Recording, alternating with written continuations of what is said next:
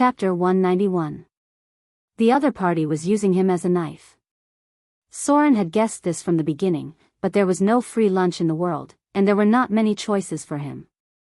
To put it even more harshly, being used proved that you had value. If you didn't even have value, the other party probably wouldn't even give you such a chance. Although the relationship between the sea goddess and the storm lord was very competitive, she would never directly attack the followers of the storm lord. Therefore, the sea temple would not directly attack the target they wanted to kill. This could lead to a disaster. No one would want to expand the incident into a war between the two temples, or further escalate into a war between the two gods. The Naga Siren priests followed the teachings of the sea goddess and punished the followers who betrayed their faith. This was a very important test. If she ignored it, the sea goddess might even punish her and deprive her of her power. But if she went too far and started a war between the sea temple and the storm temple, then the sea goddess might be angry and even punish her and deprive her of her power. This was where the high-grade evil priests were in trouble. Sometimes they even had to pray for the will of the gods because the consequences would be more serious if they made a wrong decision. Behind the sea temple, Soren entered the blue sea naked. It was a clear pool, and the sea water came out of nowhere. The holy water provided by the sea temple was the taste of the sea water. The pool in front of him might be the place where the holy water was transformed. The cold sea water submerged his chest. Soren felt a warmth after the initial cold. It felt like he was soaking in amniotic fluid, like an embryo returning to the mother's body. It seemed that the speculation of the outside world was not wrong. The sea goddess really touched the divinity of life, and even extended the doctrine that life was originally born from the sea. However, life at least needed to be in the neutral camp. Soren had never heard of a god of life in the chaotic camp. It seemed that if the sea goddess wanted to further expand the domain of life, she must forcibly restrict her behavior and at least shift her camp to the neutral evil position. Only then could she become the god of life that evil creatures believed in. The storm lord and the sea goddess were very interesting. The relationship between these two gods was intense, and they were once very close. Later, they also fought. Even after the goddess of ocean got involved in the domain of life, the Lord of Storms also got involved in the domain of life. Because the Lord of Storms had mastered the divine domain of thunder and lightning, he actually accepted one of the research materials of the Arcane Empire and developed it into the doctrine that the most primitive life was born in the lightning storm.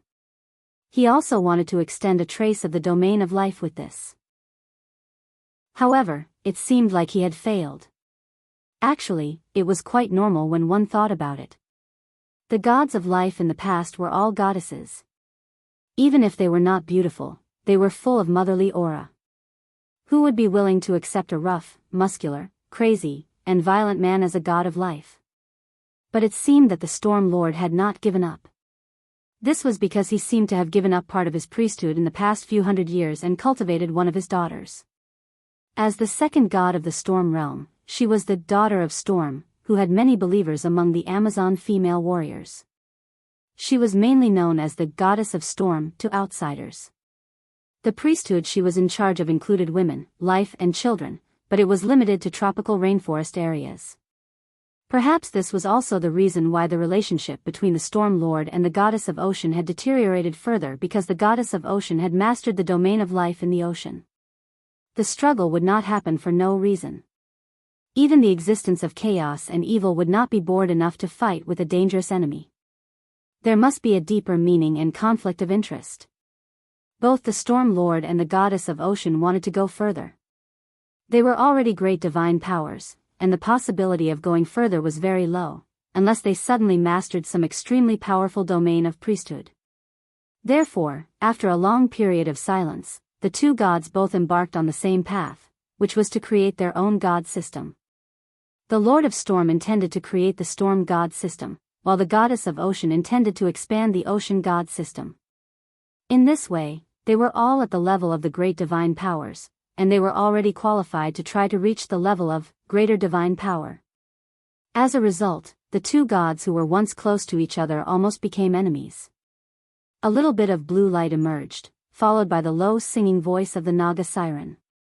It was very difficult to cast high-level magic, especially healing magic, which required a certain price. In order to expel the negative energy erosion in Soren's body and repair his weak soul at the same time, she had to cast a high-level restoration spell. Even if the king asked to cast this spell, it was not so easy. In order to completely heal Soren's injuries, the Naga Siren priest had to draw on the divine power that had been accumulated in the temple for a long time. Otherwise, she would have to replace Soren's life with her own life force. This was the reason why legendary priests could only live for 200 or 300 years at most. The power of a priest came from the divine power, and in the end, they still had to return to the kingdom of the gods. The warm sea water washed the whole body. Soren's skin began to shed as if it had been purified from head to toe. Traces of black substance seeped out of his pores. This was just the beginning. Under the gentle divine power of the sea, all the hidden injuries on Soren's body were healed. The scars on his back and chest gradually disappeared. Any diseases, injuries, and hidden injuries on his body were completely healed. Soren's body was being purified, approaching his peak state of 100%. This effect was even more exaggerated than the bloodline purification ceremony. The bloodline purification ceremony only strengthened the life force and stimulated the latent ability, while the high-level restoration spell restored the person to their current peak state. Soren's naked body stood up in the sea. His skin had become white and tough, and all the injuries had been completely healed. The internal organs that had been injured were as if they had been reborn, and all the hidden injuries had completely disappeared. At the same time, there seemed to be a trace of satisfaction in the depths of his heart. There was a feeling of being tired for a long time and finally having a good rest.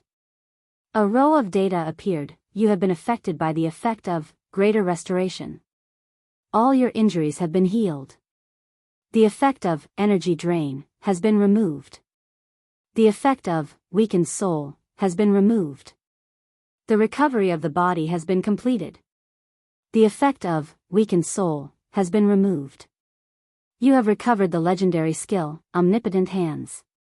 Omnipotent Hands, legendary skill. The legendary thief has extremely dexterous hands. When performing any profession-related test, an additional +5 test bonus will be obtained. At the same time, when using any weapon in battle, the thief will automatically master the weapon ability above the level of proficiency. In theory, the Omnipotent Hands can also use any item. Whether it is the divine weapon of the gods or some weapons and equipment with specific restrictions, the Omnipotent Hands can easily use them. There was a trace of tiredness on the face of the Naga Siren priest. She stared coldly at Soren, who stood up from the pool. Her expression was ruthless and cold. She slowly said, "Human. Remember what you promised. Otherwise, the goddess of ocean will also take back everything that is given to you today." Soren stopped. He looked at his naked body and smiled. He then bowed slightly to show respect and said, "I will remember the contract I promised the sea goddess. Those who betray her faith will be punished. Merciless punishment. If those who betrayed their faith were not punished, the foundation of the sea goddess believers would be affected. This was a very serious matter. So even if the sea temple could not directly attack the Storm Lord, as the priests of the sea goddess, they had to find a way to kill those who betrayed their faith. Soren was the killer they needed. Even if anyone could guess that the sea temple was behind this, as long as the people of the sea temple did not directly attack, the priests of the Storm Lord could not turn against them. There was a trace of killing intent in Soren's eyes. Although he knew that he might make the followers of the Storm Lord angry, he did not care so much. There was no way to survive in the outer islands if he was afraid of everything. Soren put on the clothes he took off one by one. The Naga Siren looked at him coldly. After Soren put on everything, she slowly said, "Come with me. I will tell you all the information about those who betrayed their faith, and then I will prepare some useful things for you. There are also pirates secretly supported by the temple in Port Tylon. They will help you when you need them. But you must remember one thing. Betrayers are the most hated thing by the sea goddess. You must kill them all. You must not leave a single one alive. Remember." You must not leave any alive. Otherwise, the sea goddess may be dissatisfied. The Naga siren repeated the words "not leaving any alive" several times in a row. It seemed that she had a clear understanding of the character of the sea goddess. This was the style of the evil gods. Soren was not surprised by this. He nodded silently and said, "I know. Don't leave any alive. No matter men or women, old or young, there is no mercy and mercy. Those who betray their faith must pay with their lives." The Naga siren finally showed a smile. She looked at Soren with satisfaction, as if she appreciated his coldness at the moment. Her voice softened a little and said, "The enemy is a little tricky, but it is not impossible. There are a lot of them, so you may need a little strategy. Look. This is their list. Some of them will sail at sea soon. This is a good opportunity. Maybe you can sneak in and kill them all." Chapter 192. How did you know that I overslept today? The second part is worse. Outside the sea temple. Soren's figure came out of the darkness. There was an emblem in his palm, which was given to him by the Naga siren before he left. This was an extraordinary item with a special function. At the same time, it was also a prop to order the pirates controlled by the temple to assist him. This was a hidden special emblem. There were no characteristics of the sea temple on it. It was just engraved with a little jellyfish-like rune. Before leaving, the Naga siren leaned over and kissed Soren's forehead. At the same time, she whispered a sentence in the sea language. This was a blessing ceremony. It was not similar to the blessing of the misfortune goddess, but a weaker version of a temporary blessing. It was said that after being kissed on the forehead by the priest of the sea goddess, even if you encounter fierce sea monsters after entering the sea, they may not attack you. This kind of blessing had no attribute bonus, unless it was an official blessing of the sea goddess. That kind of blessing was the real blessing. You would not encounter storms and waves in the sea. It did not matter if you encountered them. The sea would hold up your ship and protect you and your servants. The sea monsters would stay away from you, ignore you, and never take the initiative to attack you. Even to a certain extent, after meeting certain conditions, you could also order those sea monsters in the name of the sea goddess. At present, one of the 3 pirate kings of the Soros Islands could control sea monsters. If the Naga siren did not kiss Soren, he would immediately be attacked by the giant octopus in the pond outside. But now, if he jumped in, the giant octopus would only ignore him. In the future, if he encountered sharks or sea monsters in the sea, these sea creatures may ignore him. This was the blessing of the sea priest. Generally, this kind of blessing could only be obtained after a god's sacrifice ceremony or after a large amount of money was offered. This was a temporary blessing, which could last for about a week. The emblem that Soren got was special. It was an extraordinary item with permanent spells. It was the kind of item that hardly increased combat power, but sometimes it was very useful.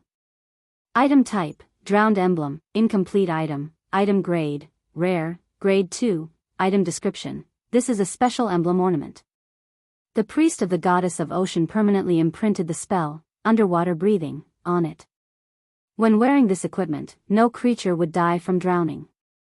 It also had a special ability that could help the wearer go deeper into the sea and reduce the effects of the deep sea on the wearer. The emblem seemed to be a part of an item. It was obvious that it had once been embedded in a piece of equipment. Prerequisites: non-equipment effect, permanent, underwater breathing, spell. The wearer can breathe in any water environment. Special effects: toughness in deep sea areas +2, diving ability increased, resistance to special sea environment +2. In the shadow of the night. Soren frowned and played with the emblem of the drowned. For some reason, he felt that the pattern on it was a little familiar, as if he had seen it somewhere before. Things that could leave an impression on him were not simple, especially things near the sea. In his memory, there were high-grade legendary items near the Soros Islands. He just didn't know if the emblem in his hand had anything to do with that item. It was obviously a part of an item, and Soren couldn't tell if there were no other parts. If it was really a part of that item, it was worth Soren's risk to try. Because the power of that item was almost comparable to an artifact.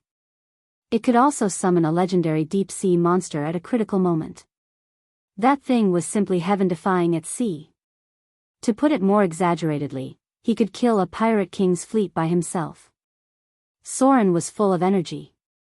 He didn't even have the thought of sleeping. So he didn't rush back to the inn. Instead, he tested his ability a little.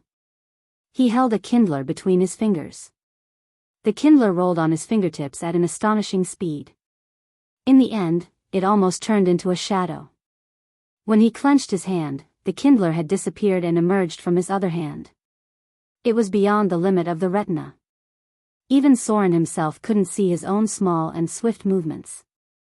The dexterity of his hands was almost comparable to the top magicians in his previous life. And this was only a part of the legendary skill, omnipotent hands. Of course, the test was more than that. Soren still couldn't test the omnipotent hand's ability to use any equipment, so he could only try to improve his thief skills after his recovery ability. In theory, with the omnipotent hands, even if the thief skill wasn't very high, it could reach the level of a thief. Because the dexterity of his hands was so high, the dexterity bonus it could provide was more amazing than the skill points. Looks like I've recovered my dagger skills. The dagger in Soren's hand left a trail of afterimages, then disappeared into the black silk glove. His best weapon was the curved sword, but it was a combat weapon. Soren's second best weapon was the dagger. Not only was it useful in combat, but it could also be used in many other ways. For example, the scene in front of him. Two patrolling guards walked past Soren. A cold light flashed in his hand. His fingers instantly turned into a blur, and then he brushed past them as if nothing had happened. The distance between them increased by 50 meters. A money pouch appeared in Soren's hand. He lightly weighed it in his hand, then put it away. The patrolling guard was still walking forward. He didn't even know when the inner lining of his clothes had been cut open, and when the money pouch hanging on his waist had been stolen. His outer leather armor was still intact, but the inner lining near the money pouch had been cut open. If he hadn't suddenly remembered something, or if someone else had reminded him, he probably wouldn't have realized that he had been robbed until he finished patrolling. Sure enough, the omnipotent hands is the best choice for a thief. What Soren cared about was not the money at all, nor the omnipotent hand's ability to steal. The patrolling guards were all close to grade 2 professions. Just now, he was able to quietly cut a hole in the guard's clothes. If Soren wanted to, he could also silently use the dagger to instantly pierce their kidneys, then cause them to bleed profusely, and then die in a short period of time. He didn't even need to use stealth. He could directly injure or even kill the target before they could react. This was the bonus of being the first to attack. Although there was no specific data, the bonus of 5 points for being the first to attack seemed to exist. Soren's speed was much faster than other people. Among all the melee professions, rogues were the fastest to attack. Even monks couldn't compare to them. Monks were better at short bursts of continuous attacks. Soren returned to the hotel.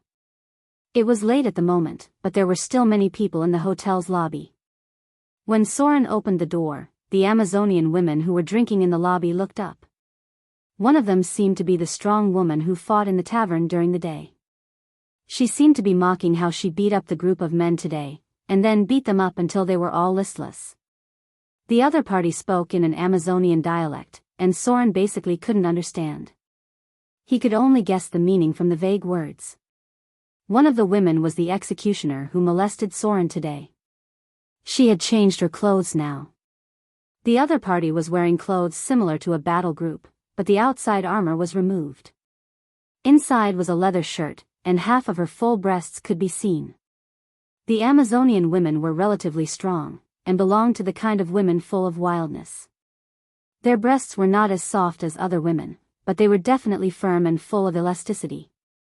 This group of women only had muscles left. Basically, all the women in front of him had more obvious muscle contours on their arms. They were not as exaggerated as bodybuilders, but they were definitely stronger than ordinary men's arms. The average strength of the Amazonian women was about 14 to 16 points. In other words, although the muscles on this group of women were not very exaggerated, most of them had a good bloodline, and their strength was almost higher than Soren's. When she saw Soren, a playful smile appeared on the corner of her mouth, and then she said a few words to the other women in Amazonian dialect. Soren didn't know what she said, but the other women immediately laughed for a while, and then glanced at Soren with a strange playful gaze. Many of them were looking at his lower body, whispering something in their companions' ears with some kind of mischievous smile, and then there was a burst of inexplicable laughter. Soren couldn't help but frown. He was a little dissatisfied with the other party's attitude. Even the female drows knew to respect strong males, and the Amazonian woman in front of him was too unscrupulous. He had to show a little of his strength, or they would think that he was weak and easy to bully. Soren had a cold smile on the corner of his mouth. He slowly walked in front of the female executioner, then looked at her, who was slightly drunk, and said slowly, "Are you interested in performing a magic trick with me?" The woman with long dark red hair stood up with interest, as if she was not afraid of Soren at all. "Sure. Are you still a bard?" "Haha. Can you sing? Do you want to sing me a song?" Soren didn't say anything. When the woman in front of him stood up, he suddenly narrowed his eyes, and then a cold light slid through his fingertips, followed by a series of afterimages. When Soren withdrew his fingers and turned to leave, he left a group of stunned Amazonian warriors, and a naked woman with a dazed expression. She seemed to have just sobered up, and she had goosebumps all over her body. She was naked, and the ground under her feet was covered with clothes. They didn't even see clearly that their companion in front of them had been stripped naked. Soren calmly walked to the stairs, and then as if he remembered something, he turned around and said, "Oh. That's right. This magic trick is called stripping." After that, he calmly left. All that was left was a group of female Amazon warriors who had yet to recover from their shock. Chapter 193. There was still dead silence in the hall.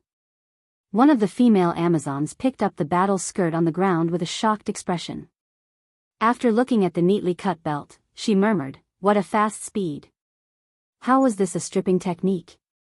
It was simply because the opponent's speed was too fast. Before they could react, he had already stripped off their companion's clothes. And when he cut the belt of the battle skirt and the inner shirt belt, he did not cut the skin of their companion at all. This kind of accuracy and speed was completely incredible to them. The red-haired woman shuddered after Soren stopped, and her whole body was covered with goosebumps. She felt the cold touch of the tip of the sword on her skin, but it did not directly cut the surface of the skin. This was a skill that they could not understand at all. An Amazon woman with long brown hair took a deep breath and slowly said, "What a powerful rogue. Report him to the higher-ups and receive him carefully. We don't need to offend this kind of person. He may be useful in the future." Strength was the only way to gain respect. Even the female Amazons who liked to suppress males to inflate their ego knew that they should respect men who were strong enough. These women were despicable.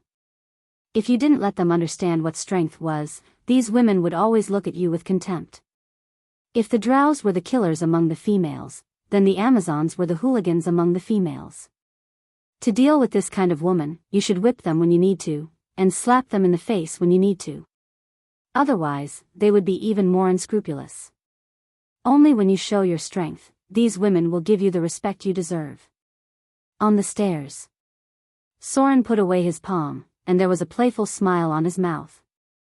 He seemed to be talking to himself. "I finally got back some of the feeling of the past, but I don't know when I can reach the level where the legendary blade master used a straight blade to block bullets in the Battle of Golems, but the distance should not be too far, right?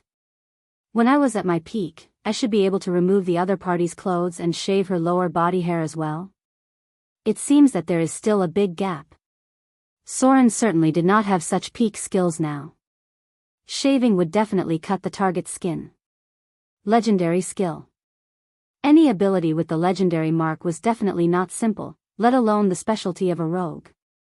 After Soren recovered his omnipotent hands ability, although his profession level was only around grade 3, his real combat power could reach the level of grade 4 or above. As long as he took one more step forward, he estimated that he would be able to reach the strength of a quasi-legendary tier at the 4th step. The speed of his strength improvement would be much faster than in the past. It was a pity that he didn't have the evasion intuition ability, and he didn't have the triple evasion ability stacking. In the end, he still couldn't reach his peak strength. Instinctive dodge. Without superior perception, how could he master the dodge intuition ability? Soren frowned and thought for a moment. Then, he slowly pushed open the door. After taking a glance at the scene in the room, he immediately closed the door and quickly walked towards Vivian. The scene in front of him was a little frightening. Vivian's petite body was floating about 3 feet above the bed. She was wearing a black princess dress, and her hair was gently dancing in the wind. There were obviously other things floating around her, such as tables, chairs, wooden stools, accessories, and so on. Her divine power was out of control. This was not the first time Soren had seen it. Sometimes the little girl would inexplicably fly when she was sleeping at night. Sometimes, even Soren might fly, and sometimes it would cause damage. However, when Soren was by her side, the number of times she lost control of her divine power was obviously much less. There seemed to be an invisible energy field in the room. Soren put all the suspended things back on the ground, then reached out and hugged Vivian's small body in his arms. The little girl was still sleeping, but she seemed to be able to perceive the outside world. Her expression became soft, and her breathing gradually became stable. She was actually conscious and perceptive. It was just that Soren couldn't be sure why she was sleeping. The last time she slept like this for a long time, she didn't wake up until a certain time. Give me a little more time. Soren reached out and hugged Vivian's small body in his arms, then leaned over and kissed her forehead, and slowly said, I still don't have the confidence to completely suppress the divinity of fear. I need some time to prepare. It won't take too long, I promise. Soren got up and covered the sleeping little girl with a blanket, then sat next to her and stroked her long hair. The invisible energy field around them gradually dissipated, and everything seemed to have returned to normal. Soren silently took out a scroll and looked at it. From time to time, he would look at the sky outside. Since he had agreed to the request of the sea priest, he had to do it. Otherwise, he might be cursed by the sea goddess. The other party didn't give him a long time, and Soren wasn't interested in wasting too much time. It was a group of merchants who betrayed their faith, and behind them was the Duchess of the Principality of Rossard. Soren had heard of this woman. Not only was she beautiful, but he had also heard of her amazing wealth and her extremely vicious heart. It was said that the old Duke of the Principality of Rossard was poisoned to death by her. Of course, this was only a rumor. But now, she was the ruler of the duchy. She was the third wife of the old Duke. The old Duke's sons had all been killed by her, one by one. Now, only the little princess was left.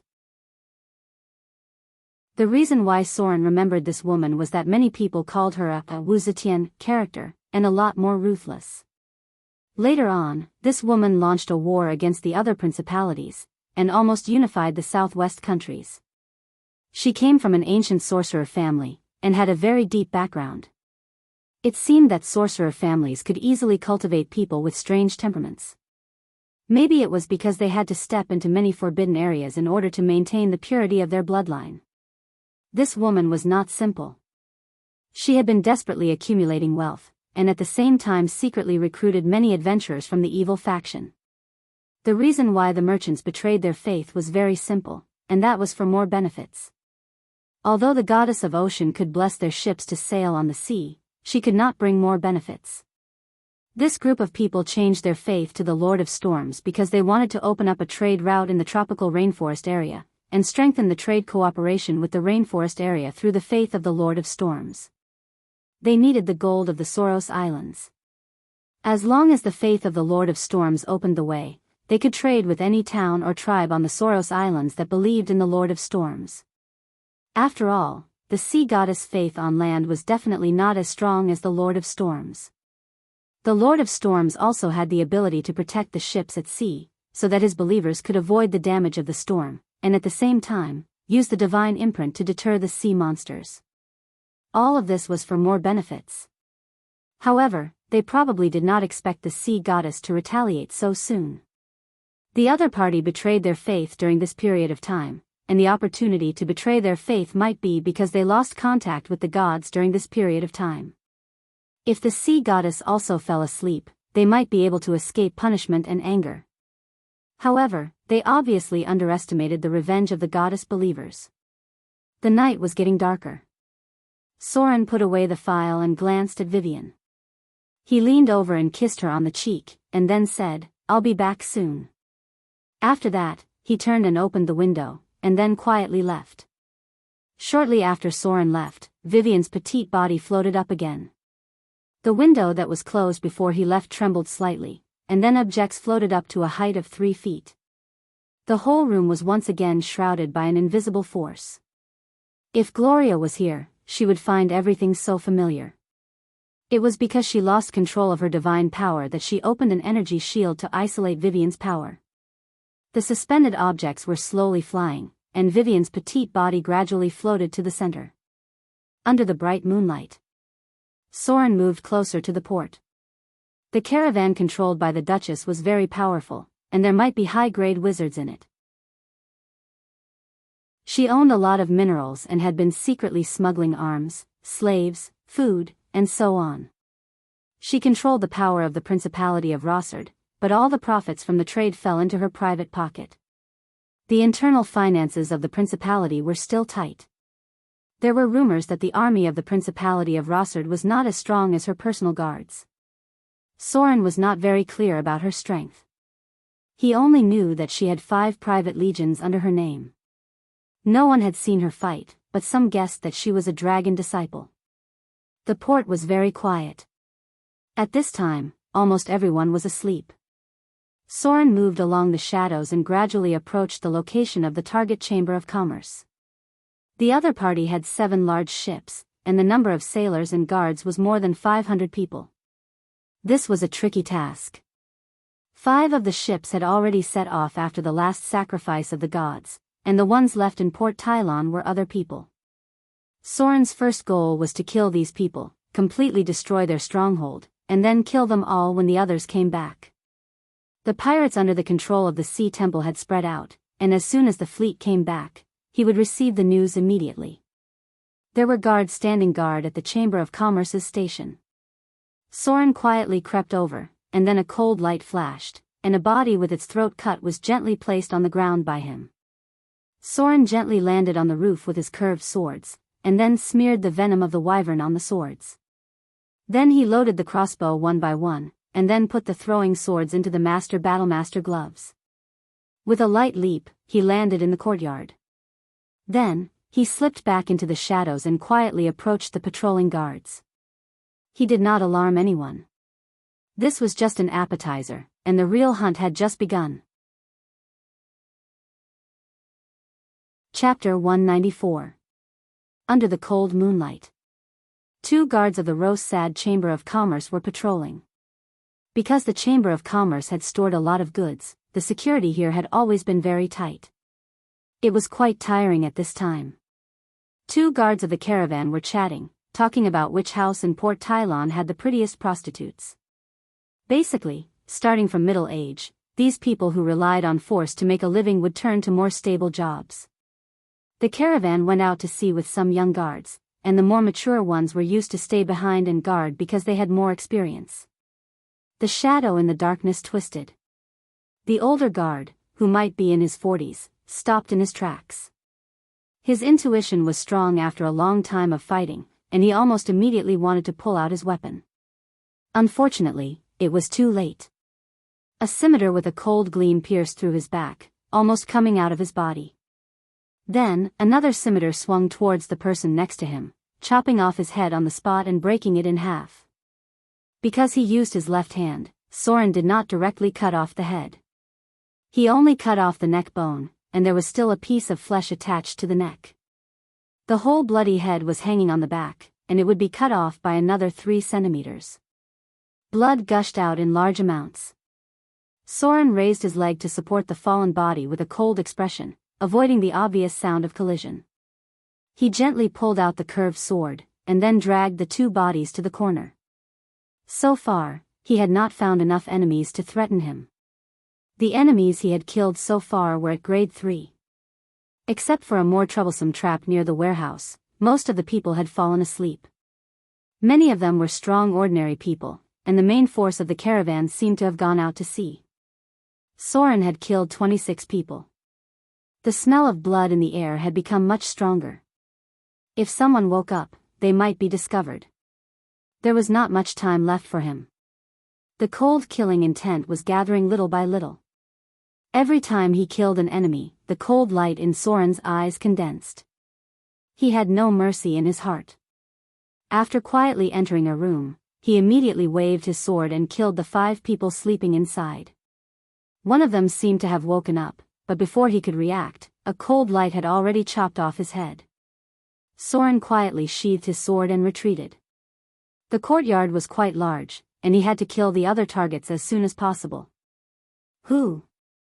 The smell of blood was getting stronger and stronger, and it finally alerted the experts in the Chamber of Commerce. In the backyard, a fierce-looking man suddenly opened his eyes and picked up the weapon beside the bed. He pushed open the door and looked around. He immediately let out a loud shout. Then, a chaotic sound rang out nearby. Following that, a dozen men holding swords and weapons rushed out with disheveled clothes. This man seemed to be an important figure in the Chamber of Commerce. The others gathered around him. At the same time, he ordered, "Enemy invasion. Wake the others up." The shadow behind him twisted. An inexplicable chill made all the hairs on his body stand on end, and he couldn't help but feel stiff. When he lowered his head to look at his chest, a machete had already pierced through his heart. The bone-piercing chill seeped into his blood vessels, and he could see wisps of frost appearing on the wound. Soren didn't cover his face.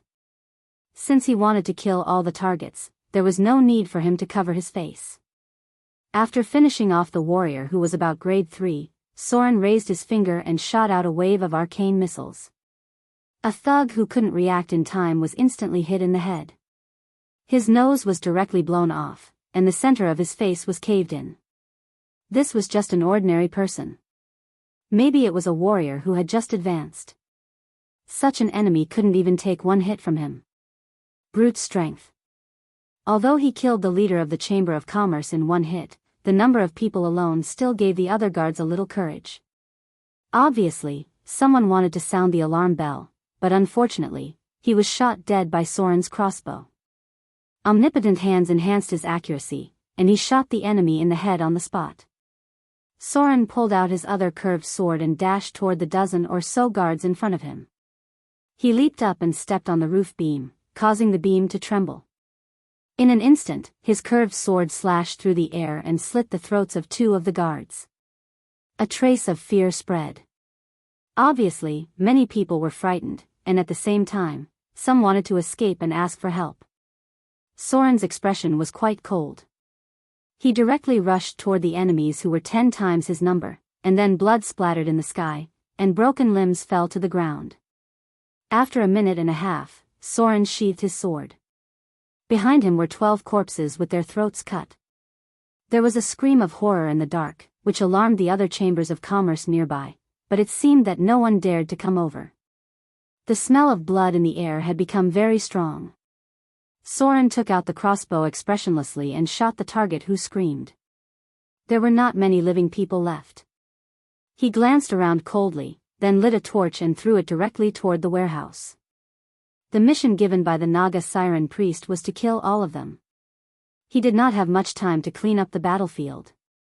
He could only pick up some valuable things and take them away, then kill the rest of the targets. This was only the first clearing point. He had to burn the ships in the port later. It must be done within half an hour. Otherwise, the guards of Port Tylon may be dispatched. Although he was helping the Sea Temple deal with the betrayers, it was not suitable to fight directly with the guards. Port Tylon, the port. Soren threw the corpse with its throat cut into the sea, and then jumped to the surface of the sea. He jumped from a height of more than 10 meters, but he did not fall into the sea. Instead, he jumped directly on the surface of the sea, and then jumped 10 meters away as if he was stepping on the ground. This was the power of levitation. This spell was used by wizards to levitate, but for rogues, it had the effect of a top-notch lightness skill. Soren did not need to be completely levitated. He only needed to levitate to transfer the force, and he could complete many super difficult movements. For example, the ability to climb was considered useless by many people. But for Soren, as long as he jumped, he could grab an object with one hand and jump 360 degrees, and a group of enemies below would be stunned. Many basic abilities could not be ignored in battle. Rumble. There was a loud noise, and then two large ships turned into a sea of fire. One of them had begun to sink. Soren frowned and looked at the blood all over his body, and then disappeared into the darkness. The first wave of cleansing today had been completed. Presumably, his performance should be able to satisfy the Naga Siren priest because there were almost no survivors tonight. Soren's targets were about to reach 3 digits. Once upon a time, he was also able to dance unparalleled in the crowd. Port Tylon was not calm today. Because people had died last night, and many of them had died. The stronghold of the Rose-Sad Chamber of Commerce near the port was completely wiped out. There were more than 50 people inside, and not a single one was left alive.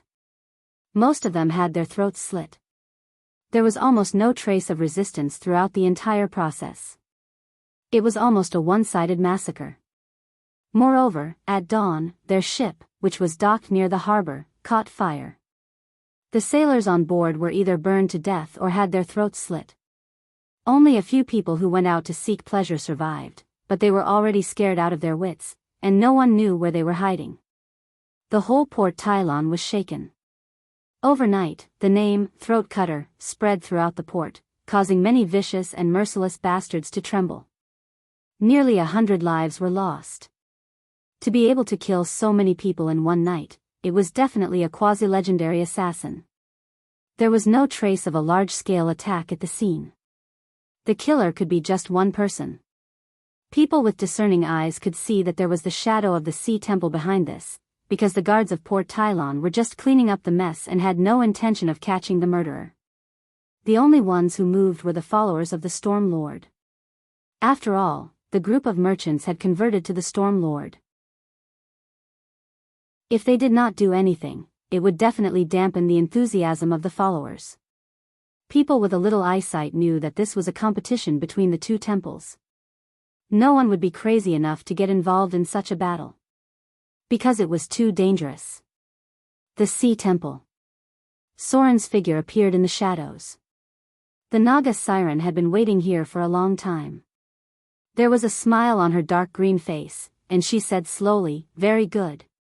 I am very satisfied with your efficiency. This group of betrayers deserves such a thunderous punishment. You don't have to worry about the other fish that escaped the net. I will arrange for people to kill them. You need to be careful recently. The followers of the Storm Lord seem to be on the move. They are tracking down who killed the group of betrayers. But it doesn't matter too much. The power of the sea goddess cannot be underestimated. They will not directly attack you. At most, they will hire some adventurers. I will secretly send people to help you, and the other party will not dare to fight openly. The faith of the goddess has been stabilized. Those who were ready to change their faith have all been honest. It seems that they should understand the consequences of betraying the faith of the sea goddess. You come with me. You should be rewarded for your performance last night. I have also prepared some helpers for you. Maybe you are interested in serving the sea goddess. Whether it is wealth or power, the Sea Temple can give you what you want. The belief of evil gods did not require love, but only awe and fear from the followers. The Naga Siren priest smiled and led Soren to the back of the hall. It seemed that after killing the first batch of targets, her mood had become better. More importantly, the group of people who were ready to move because of benefits were all honest. Fear could keep faith for a long time. In the future, no matter who wanted to betray the faith of the sea goddess, they would have to think about their end today. However, the deterrence last night was not enough. These guys had to be afraid of the consequences of betraying their faith. The killing should not stop. More blood must be used to tell them the price of betraying their faith. The reputation of the sea goddess had never been born out of kindness. Chapter 195. The Naga Siren priest led Soren down the temple. Soren calmly followed behind. Although he didn't get much slaughter EXP from last night's battle, Soren had obtained a special background ability. That was the advanced assassin ability, Heart of Slaughter. The main force of the Rose-Sad Chamber of Commerce went to the Soros Islands for the arms trade. Most of the people who stayed behind were ordinary sailors and guards. Last night, he encountered 2 professions above grade 3, and the rest were all grade 1 or grade 2 or even ordinary sailors. To the current Soren, all enemies with a profession level of 10, grade 3, and below were simply a one-sided slaughter. Only enemies with a profession level of 15, grade 4, and above could cause him some trouble. Heart of Slaughter, background ability, you have become accustomed to death and blood after killing again and again. Ending a life is not difficult or scary for you.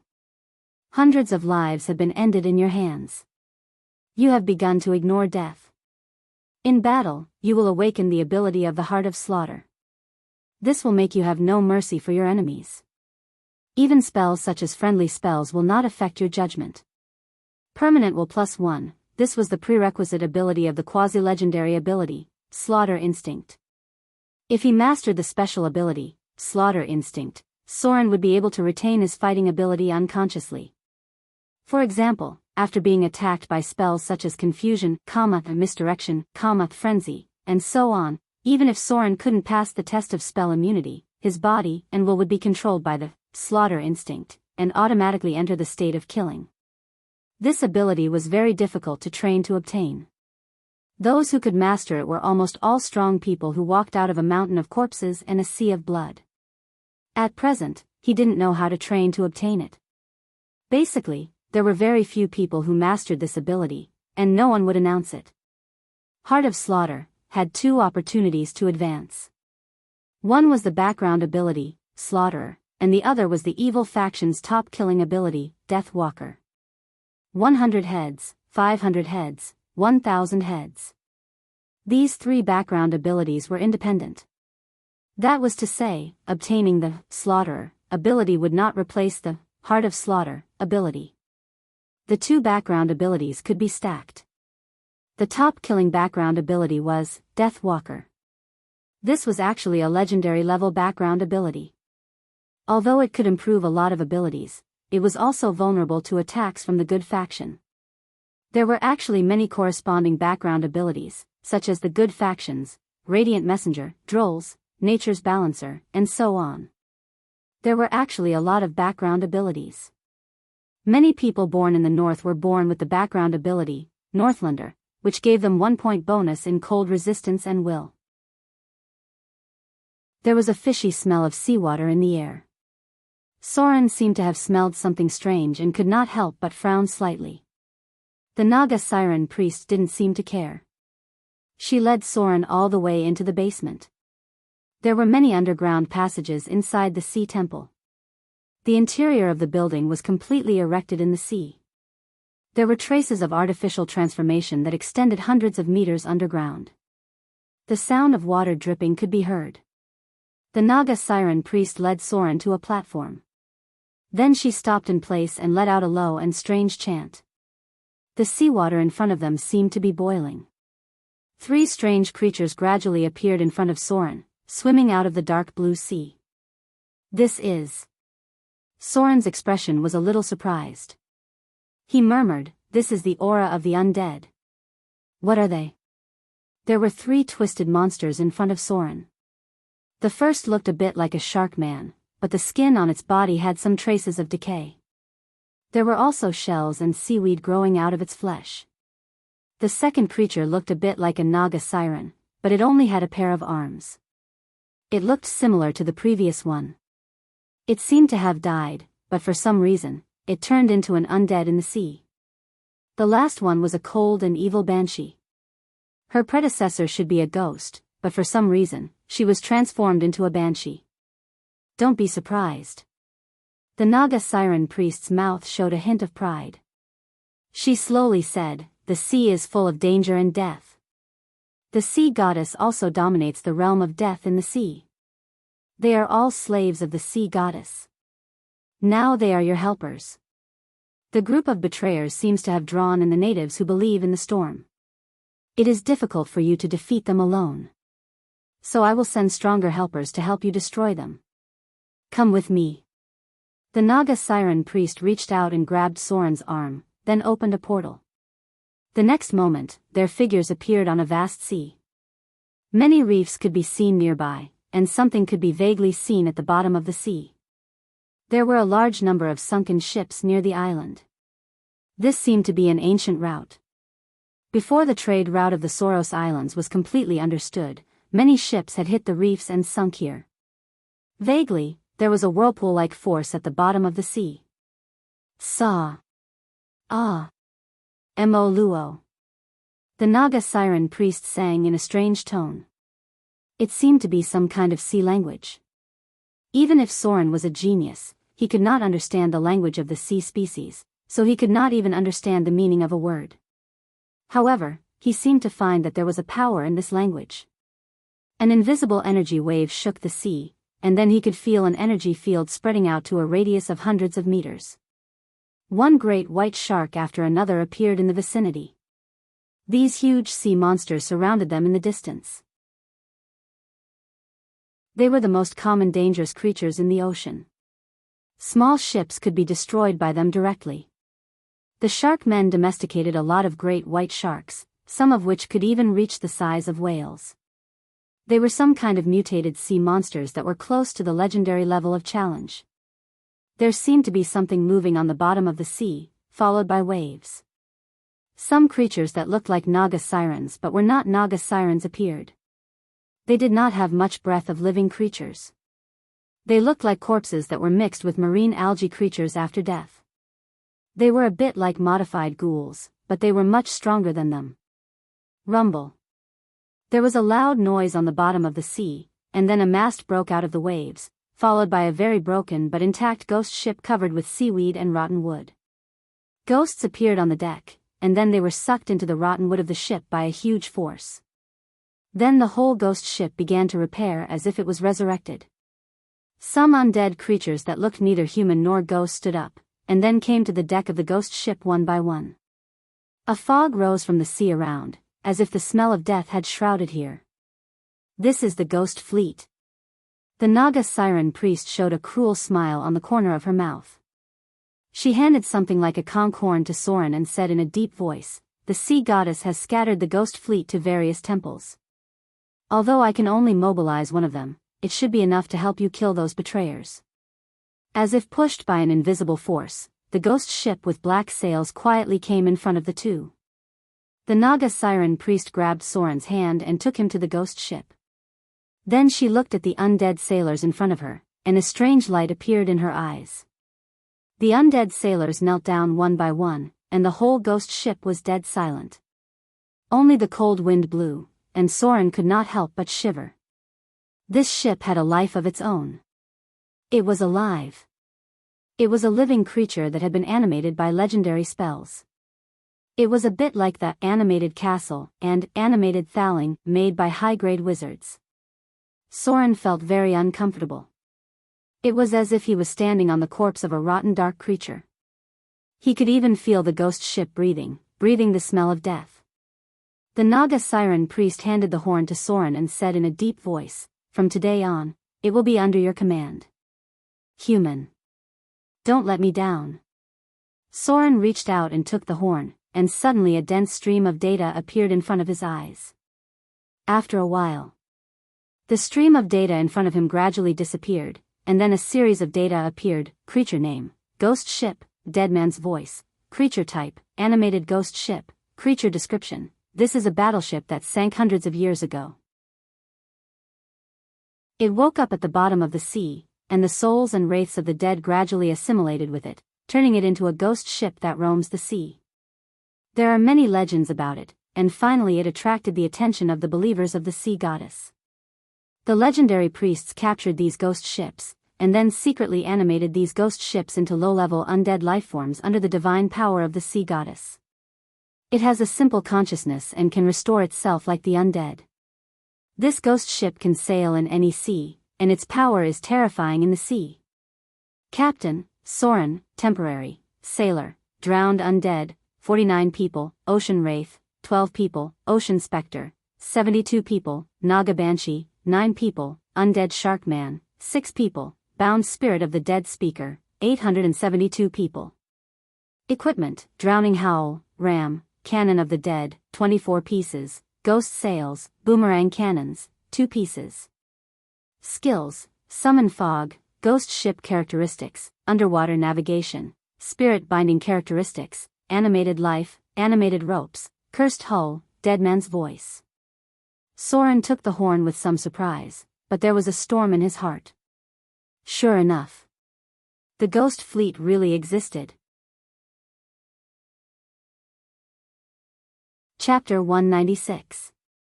Well, as soon as I finished writing the last chapter, someone found the model of the undrowned. Speaking of which, it's a pity that a girl's pictures are so bad.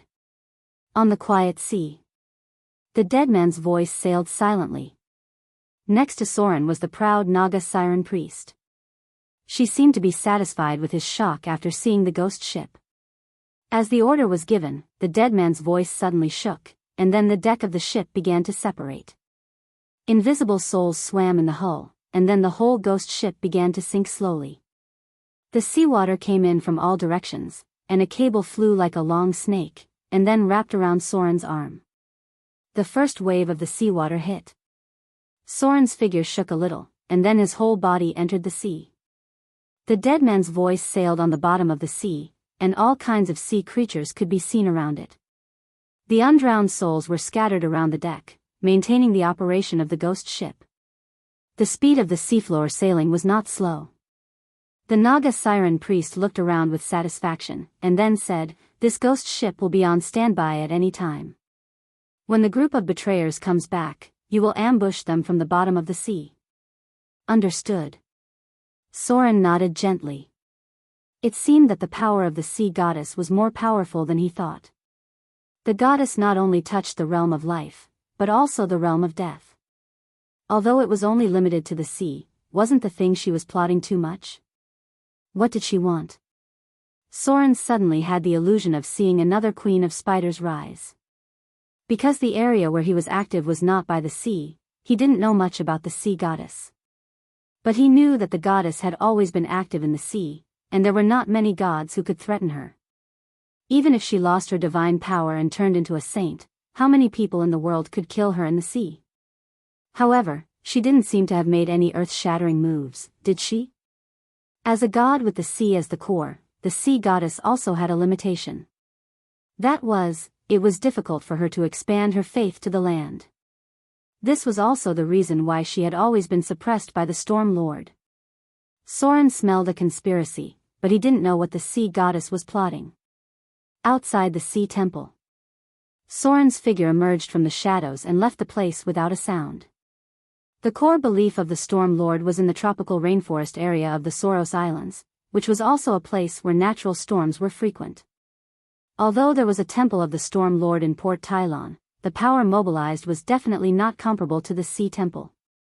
After all, Port Tylon was an offshore island and was directly part of the sea. What the Temple of Storm could mobilize was limited to the local believers. If the Temple of Sea interfered slightly, they would not even be able to borrow the garrison power of Port Tylon. The rumor of the throat cutter was still brewing. There was a sense of panic spreading in Port Tylon.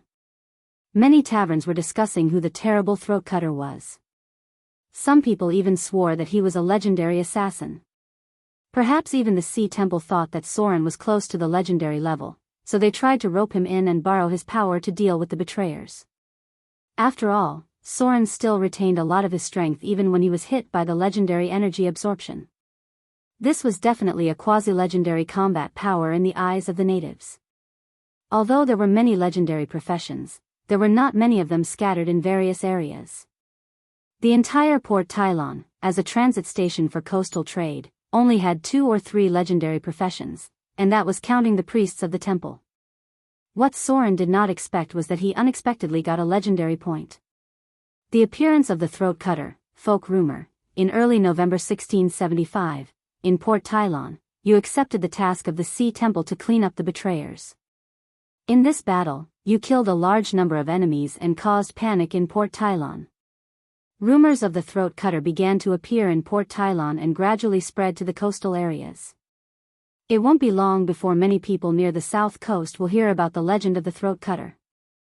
Legendary point +1. It seemed that the legendary battle was not the only way to get legendary points. The demigod vampire should also use this means of spreading fear to tell the world about his existence in the way of folk rumors. For the time being, there was no need to force legendary points. The higher the legendary point, the higher the possibility of attracting the attention of others. Soren did not intend to stand on the stage and compete with other forces for the time being. Naturally, he would not force himself to pursue legendary points. There was still some time before the betrayers returned. Port Tylon and the Soros Islands were about a week or 2. They had been on the road for nearly a week. Soren estimated that there was still about 7 or 8 days to prepare. The preparation was naturally to deal with high-grade spellcasters. Behind the rose-sad Chamber of Commerce was the Duchess. She was born in an ancient sorcerer family. Such families were often very powerful, and the wealth and power accumulated for generations could not be underestimated.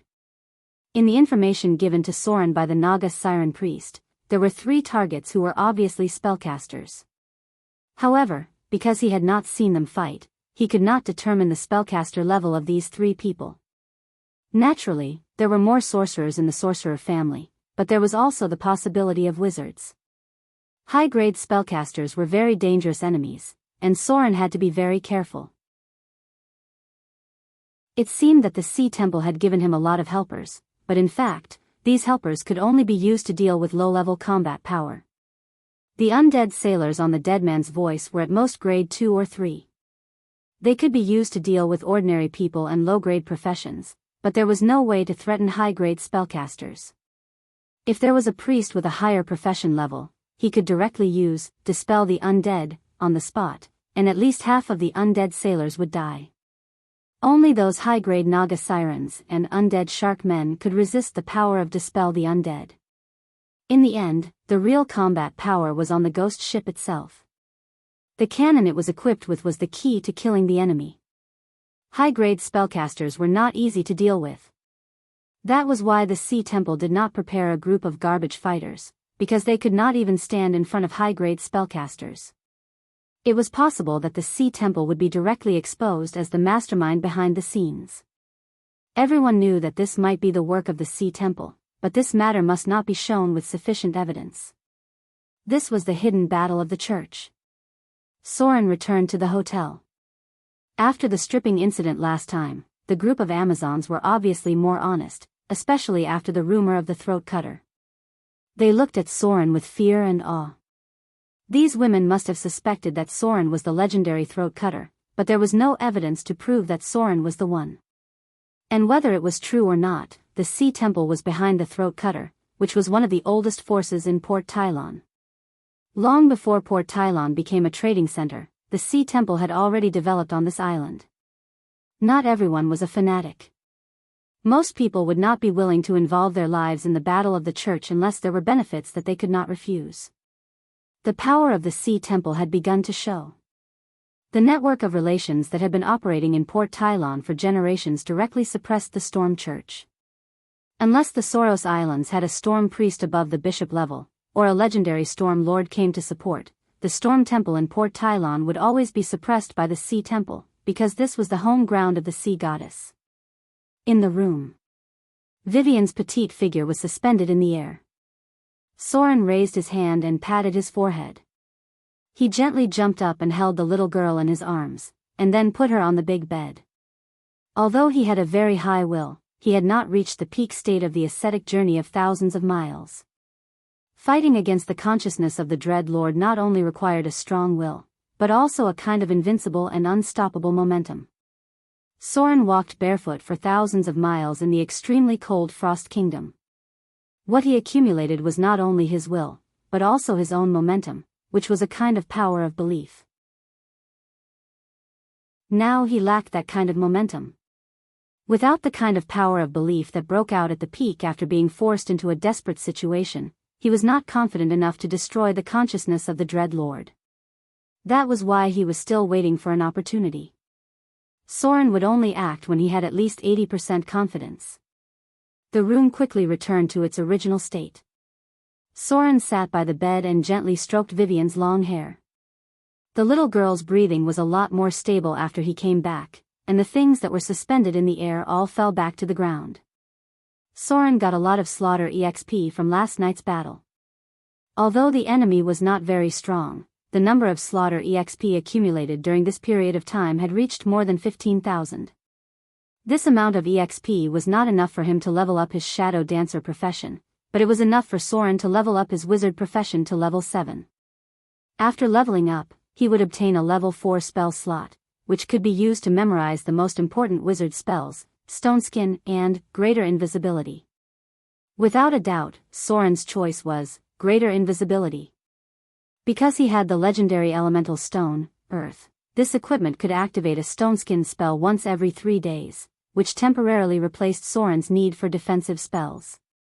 Moreover, he had already learned invisibility, so learning Greater Invisibility could greatly reduce the time needed to analyze the spell model. Moreover, Greater Invisibility was more useful than other spells of the same level. It was one of the spells that could increase the power of a rogue. The most important point. This was because Greater Invisibility would not reveal itself when launching an attack. Soren could fight with the enemy in the state of invisibility. He had been waiting for this spell for a long time. Chapter 197. The sky gradually darkened. Soren stood up and listened to the movement outside. He could vaguely hear the screams of men. This group of Amazon women took over more than half of the prostitutes in Port Tylon. Although they were also women, when they really stepped into the gray area, they would not be soft-hearted at all.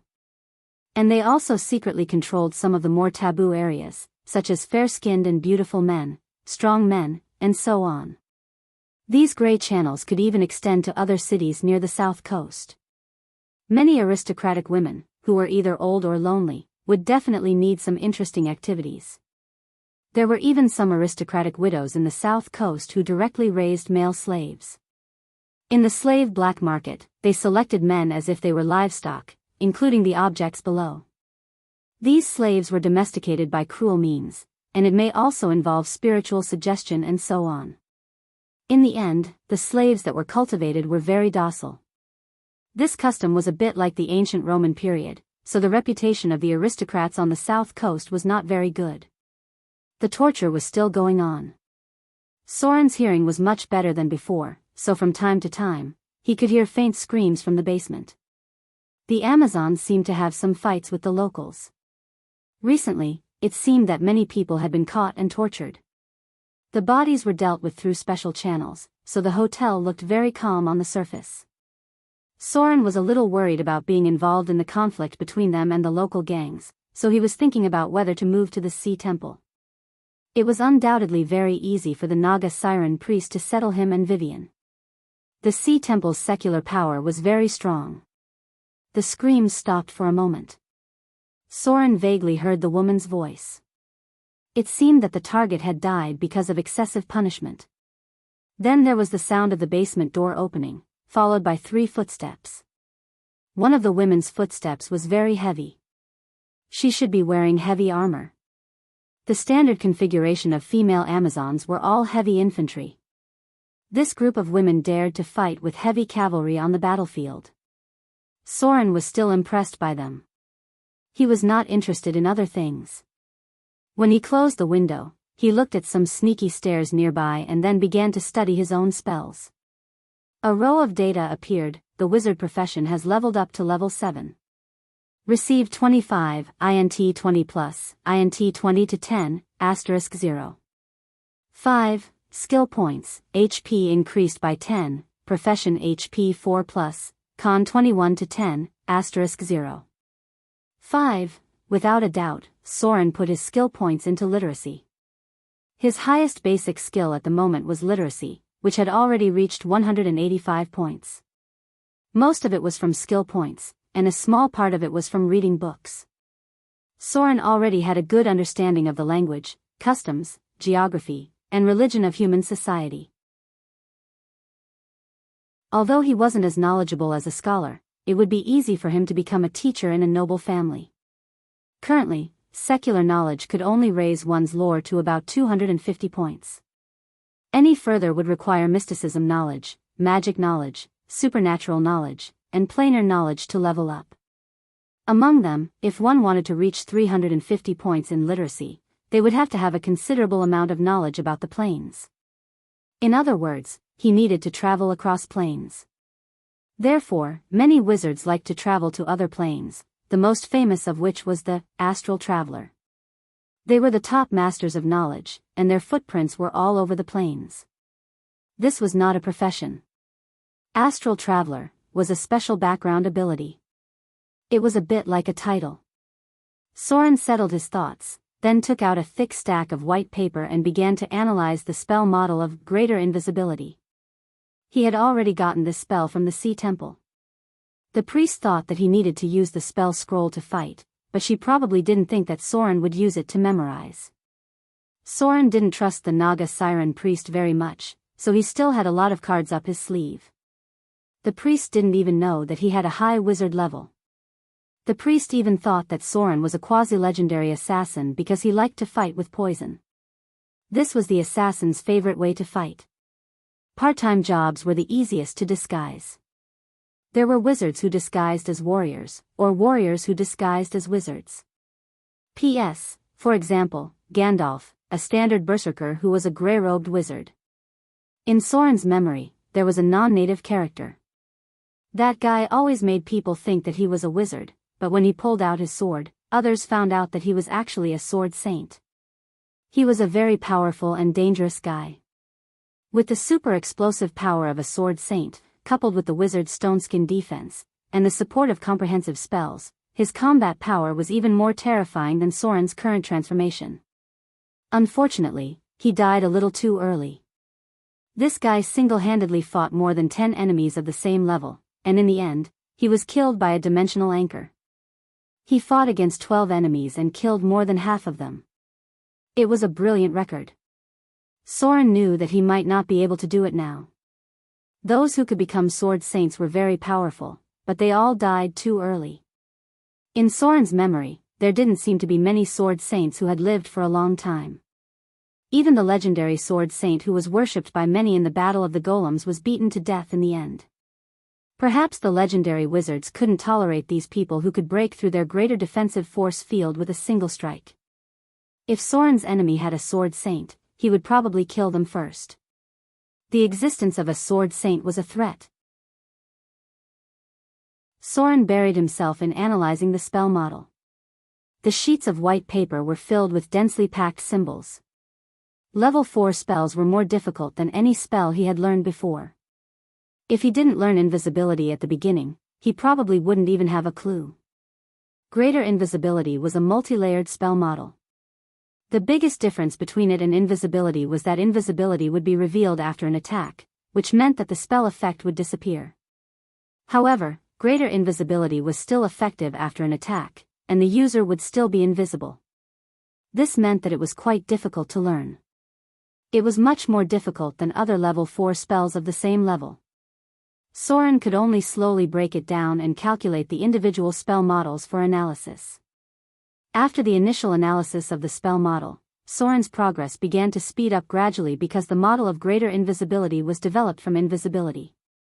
However, invisibility was a single spell model, while greater invisibility was an overlapping composite type, which was equivalent to automatically activating the effect of invisibility after an attack. This was a very high-end spell circuit system. This was the dividing line for difficult spells. Starting from level 4 spells, the difficulty of learning would increase exponentially. In the end, it would even extend to the fields of astrology, planes, space, and so on. The night passed quickly. Soren rubbed his forehead and stood up. It was almost dawn outside. He picked up a thick stack of white paper and flipped through it. Then he destroyed some of them. His progress in analyzing the spell model was only about 10%. Although it would definitely speed up as his research deepened, he didn't have much time left. Soren looked at Vivian next to him, raised his hand and stroked her cheek. Then he got up and walked downstairs. There was a faint smell of blood in the air. Soren noticed that the Amazon guard at the door had an extra wound on her arm. It wasn't their last night. There was a battle. Because he was focused on studying the spell model, Soren lowered his perception of the surroundings. It seemed that these women had fought with some forces last night. The erotic industry was always a gray area. The Amazons took such a big piece of cake, so it was normal for someone to trouble them from time to time. Soren simply took something to eat and then returned to the room. He wasn't interested in poking his nose into other people's business. Soren ate a little, then carefully fed Vivian some water and began to study the spell model again. The little girl basically didn't need to eat. At first, Soren tried to feed her. Unfortunately, she didn't seem to need anything except for drinking water occasionally. Her little face was still very rosy, and she didn't feel hungry at all. In this regard, Vivian seemed to be stronger than he was now. Being able to completely sustain her own consumption with energy was already a sign of the legendary realm. Time passed little by little. Soren was busy studying greater invisibility. Occasionally, the Naga siren priest would send him messages, and he went out several times during this period. The Amazons seemed to be fighting with a local force. There were sounds of killing and fighting in the streets at night. Soren's move to destroy the Rosad Chamber of Commerce seemed to have caused a new round of shuffling in Port Tylon. The Amazons had a larger territory. They killed a lot of people and got a bigger cake. It seemed that some people foresaw that the Rosad Chamber of Commerce would never recover from this setback, so many forces were eager to swallow up their trade shares in various fields. Even the forces that belonged to the Church of Storms did not have the slightest pity at this time because they didn't necessarily look up to those who had betrayed their faith. This kind of betrayal for greater interests would make people feel repulsed. Soren killed a lot of people that night. But because of his killing, Port Tylon had more than 10 times the number of casualties in the next week. There were even small-scale naval battles occurring in the coastal areas. Chaos arose. The guards finally couldn't stand it anymore and began to intervene in the competition for the interests of the major forces, allowing them to maintain the superficial order. So the killing began to spread at night. As for how many people died, it had nothing to do with Soren. He was happy that he had learned greater invisibility in a week. At the same time, he received news that the Rosad Chamber of Commerce's fleet had begun to return the next day. It was time for the ghost ship to set off. Soren would intercept them when they returned and bury them all in the sea.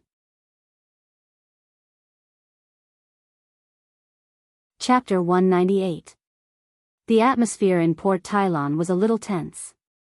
Soren's arrival broke the original order here, making the killing and chaos more frequent. There was no need to say much about what happened in Port Tylon during this time. It could be seen from the changes in the sea around Port Tylon.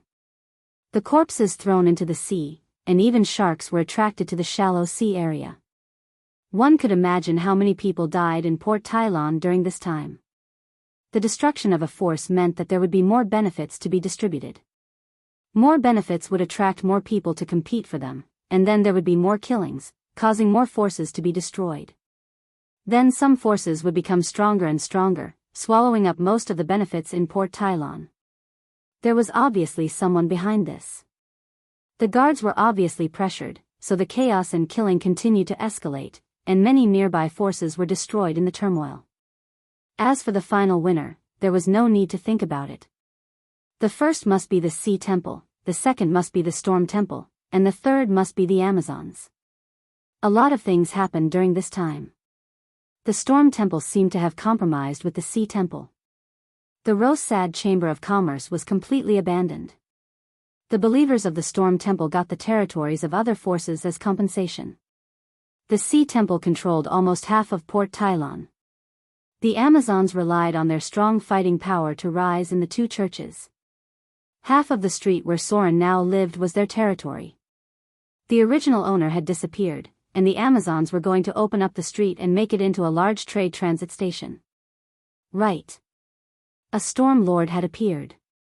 Without her appearance, the Amazons would not be able to eat such a large piece of cake. The Sea Temple.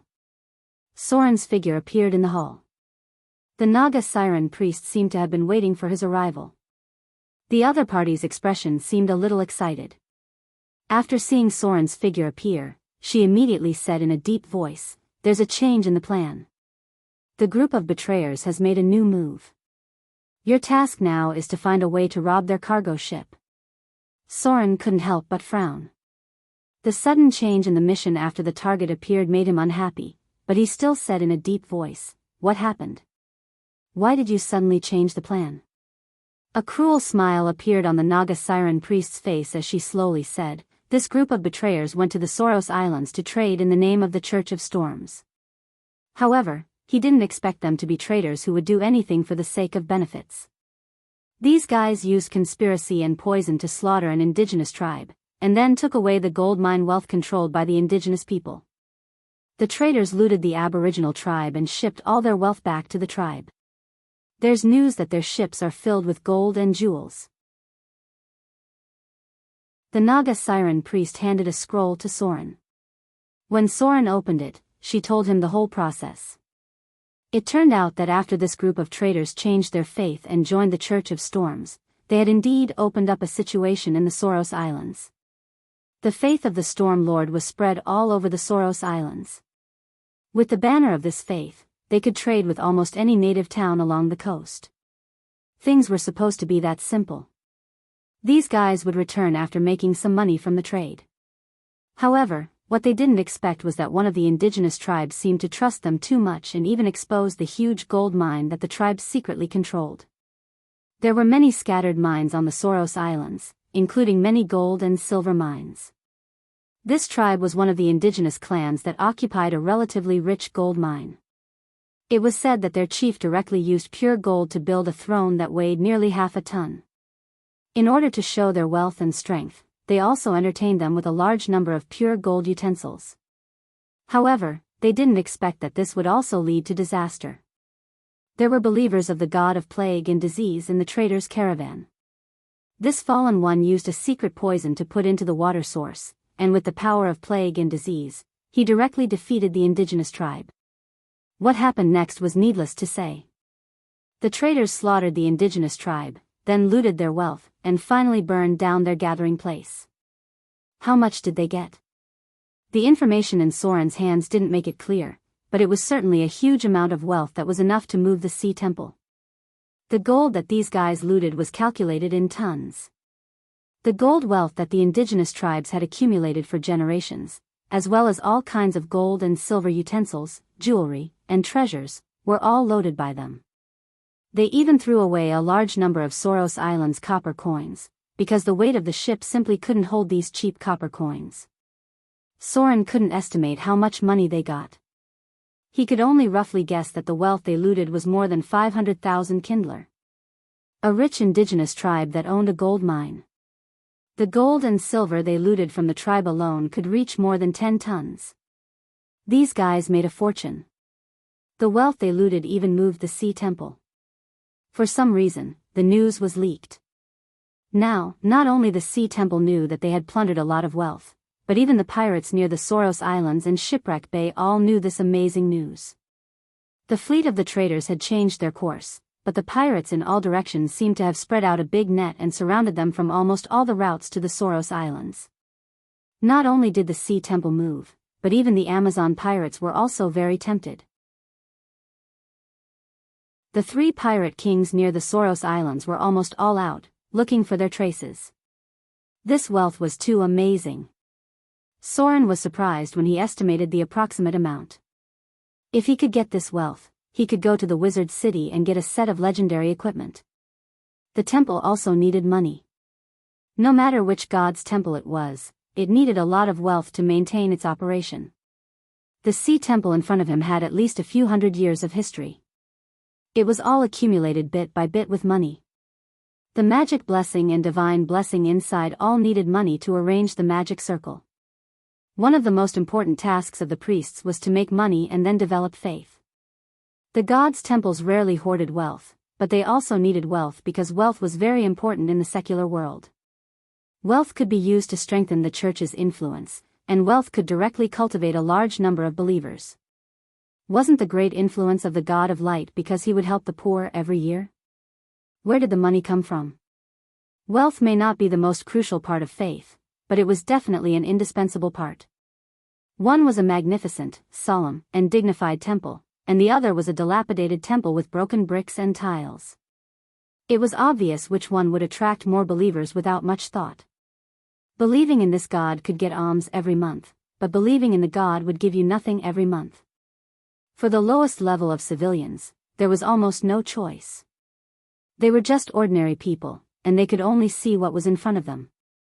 Even if it was the evil god's temple, it could easily expand its influence with huge wealth.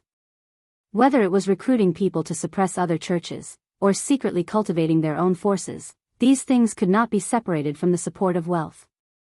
However, the church also had its own rules. Many times, it could not interfere too much with the secular world. The church needed wealth, but it could not act recklessly. After all, the gods needed faith, and wealth was only a tool to maintain faith. The Naga siren priest wanted this wealth. This money was enough for the sea temple to expand into a great temple.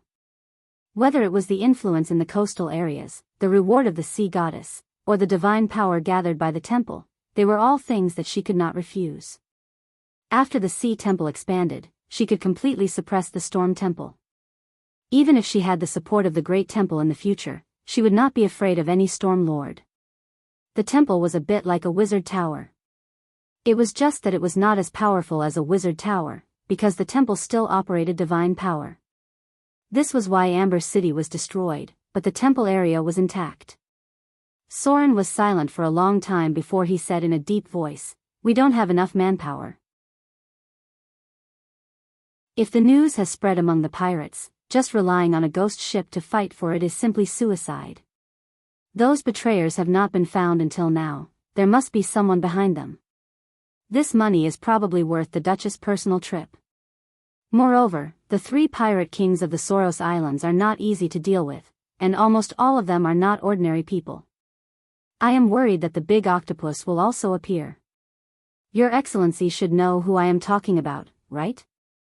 That monster was the enemy of the sea temple, and it was the incarnation of the sea goddess who personally came to banish it. It seems to have a hobby of collecting wealth. There are admirers among the pirates. The possibility of it appearing is too high. Soren pulled out a nautical chart. After thinking for a moment, he raised his finger and pointed to a place, which seemed to be the location of an island, and said in a deep voice, "According to the information I have heard, there seems to be a black dragon in this position. It has been secretly maintaining contact with Shipwreck Bay in human form. If it knows that there are 5 big ships full of gold and silver sailing on the sea, it is hard to believe that it will not be tempted." The Naga siren priest was silent. She looked up at Soren in surprise and seemed to be thinking about something. Then she said in an unquestionable tone, "I will send more people to help you. If the enemy is very strong, I will summon the nearby Naga sirens. If necessary, I will also do it myself. The sea goddess is watching us. We don't have to fear anyone on the sea. This wealth cannot fall into the hands of others." In the evening, Soren slowly walked out of the sea temple. He frowned and seemed to be thinking about something. He murmured in a voice that only he could hear, "Totem spirit.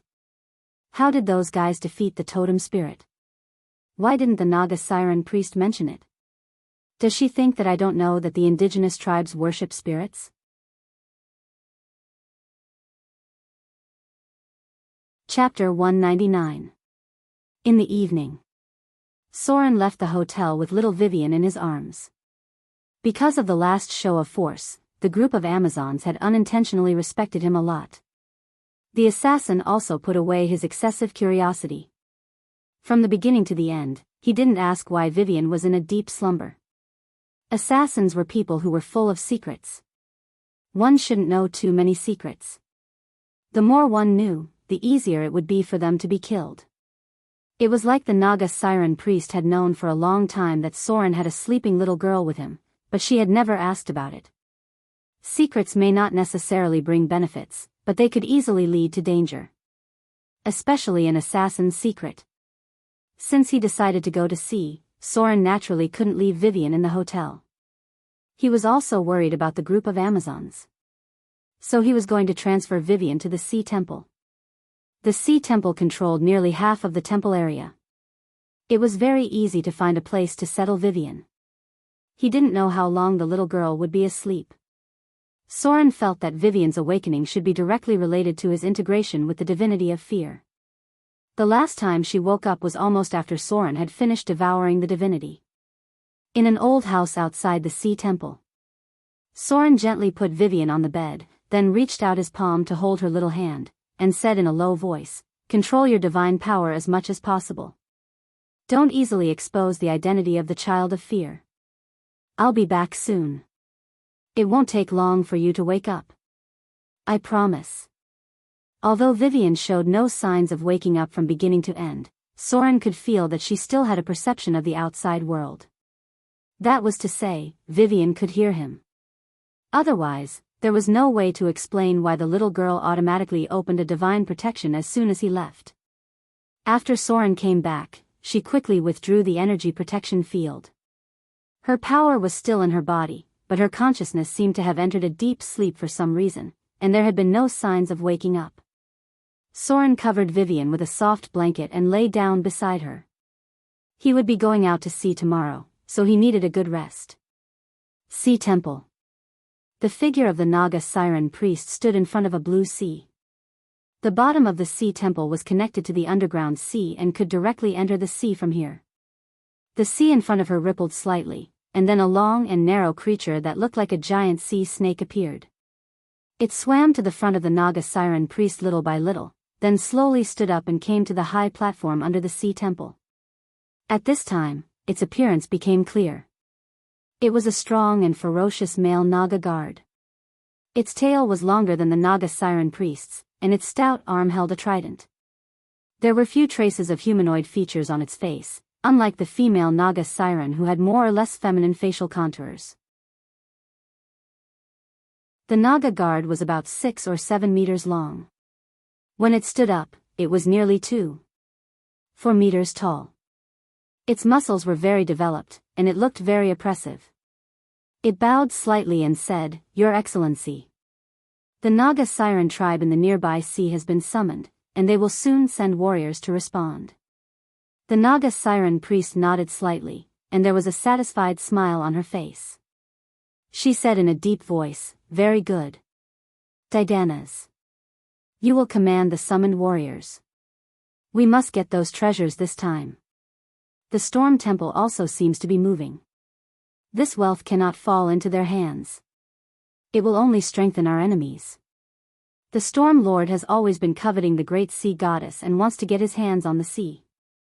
The male Naga siren nodded and said in a deep voice, "Your Excellency. I don't understand why you want to give the command of the dead man's voice to that human. Although he is a powerful guy, he is only one person after all. Besides, his origin is unknown, and we can't fully trust him." The Naga siren priest frowned and looked at him.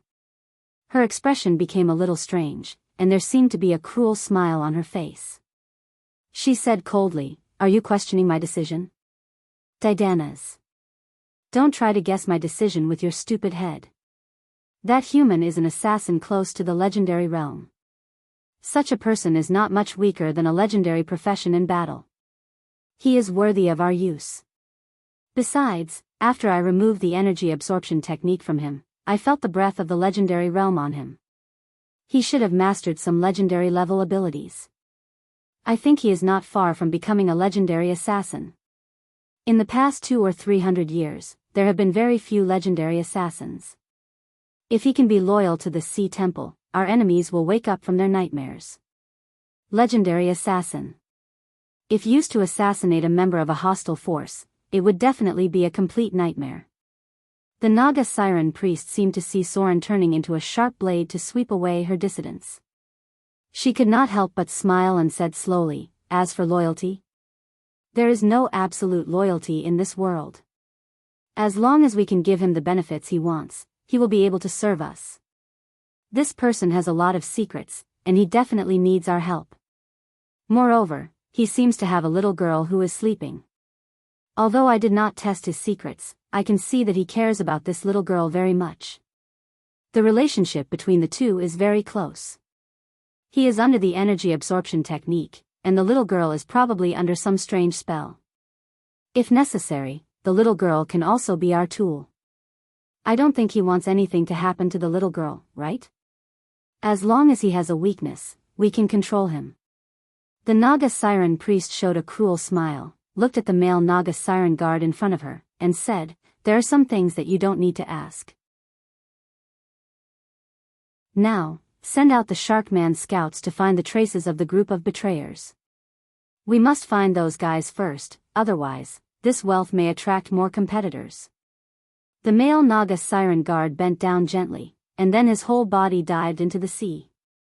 The Naga Siren priest returned to the back of the sea temple. She swam to a pool and gently chanted a spell. The water in front of her rippled like waves, and the figure of Soren gradually appeared. Next to him was Vivian, who was still sleeping. A strange light appeared in the eyes of the Naga Siren priest, and she murmured, "Who are they? That little girl seems to be a natural sorcerer. Recently, a lot of powerful guys have appeared. It seems that a group of adventurers have returned from the abyss. The sea goddess has not responded to my prayers recently. Is something big going to happen? It seems that I have to speed up the preparation." The Naga Siren priest slowly closed her eyes, and then her whole body sank into the sea. Although the priests of the sea goddess had great power, they could not directly mobilize the sea races. This was because the secular and theocracy maintained a relative boundary. The kingdom of the sea creatures was a bit similar to the kingdom of humans. Few temples would directly intervene in the internal affairs of the kingdom. This was because the kingdom was a very short thing, but the gods had eternal life. They did not want to be affected by the kingdom that rose and fell in hundreds of years. The fact that the Naga Siren priest could mobilize the Naga Sirens in the nearby sea meant that her status in the secular world was not low. It was possible that she was the royal family of the Naga Sirens. If the members of the royal family did not have the right of inheritance, they would often become priests of the sea goddess. The sea was surrounded by a fog. Soren's figure appeared 300 meters below the sea. He stood on the deck of the Dead Man's Voice and looked at the underwater world in front of him. The sea drowned him, but it did not affect him at all. This was because he wore a badge on his chest that allowed him to breathe easily at the bottom of the sea. The deck of the Dead Man's Voice was full of sailors. The Naga Sirens wandered in the hull, and the undead sharks were responsible for patrolling. There were a large number of bound spirits on this ghost ship. They were the souls that died directly or indirectly near the ghost ship. They could not participate in the battle. They were just forcibly sucked into the mast and sails of the ship. The power source of the ghost ship was these bound spirits. There were more than 800 or 900 of them. The real combat power was the undead drowned, the Naga Sirens, the wraiths, and the undead sharks. Soren silently calculated the distance of the sea and the distance they sailed. The ghost ship was not suitable to be exposed to the eyes of ordinary people, so the ghost ship left the shallow sea area from the bottom of the sea. "Rise." Soren frowned and looked at the fish around him. Because of the death breath on the Dead Man's Voice, the fish scattered directly after encountering them and fled in all directions in embarrassment. With Soren's order, the sailors began to control the ghost ship to rise.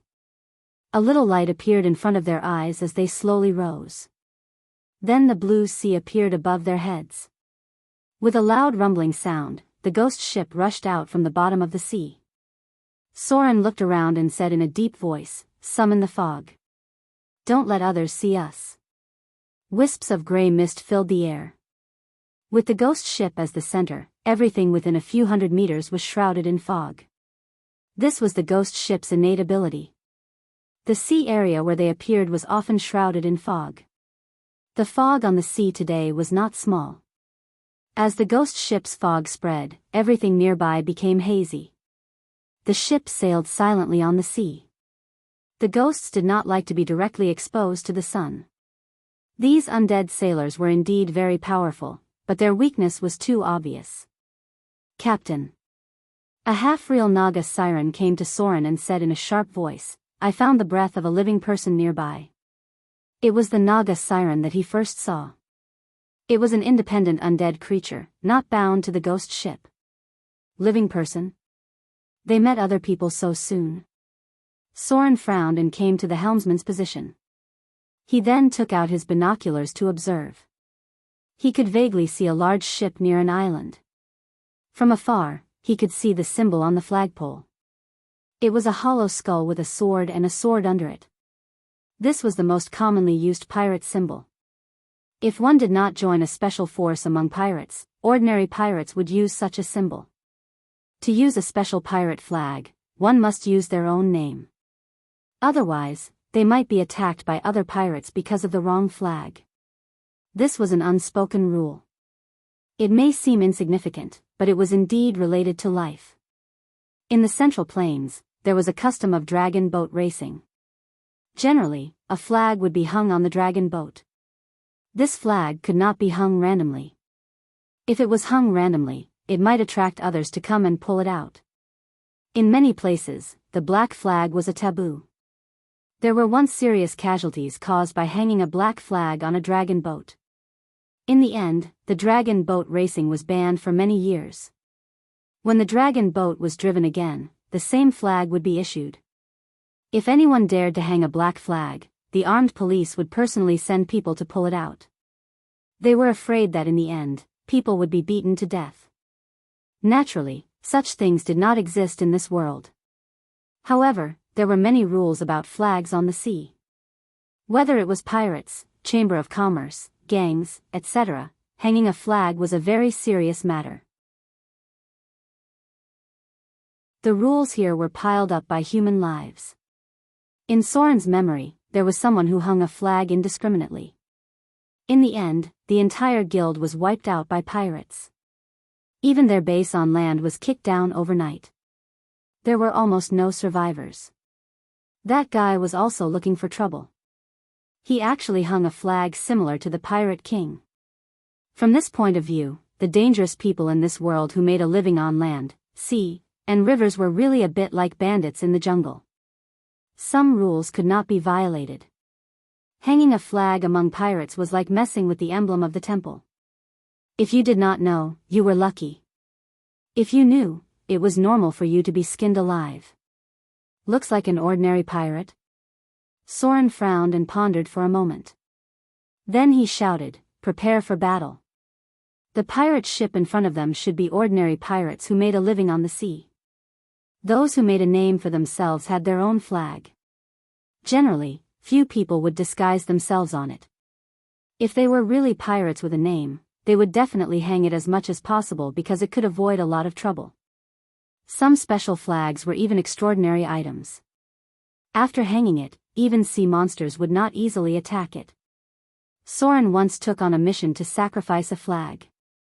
However, the place was not the south coast. The target of the flag sacrifice was a legendary sea monster. Sacrificial spirit war flag, Captain? The Naga siren came in front of Soren and said in a harsh voice, "They don't seem to be our target. Are we going to attack them?" Soren frowned and looked at her, then nodded and said, "Yes. We need to conduct a battle test." "Forget it. You guys get ready for battle. I will deal with them myself. You guys are responsible for covering me. Be ready to board the ship and fight at any time." Soren wanted to use them to practice because he had not experienced a sea battle for a long time. Fighting was not just about casually slashing people with swords. Different environments required different ways of fighting.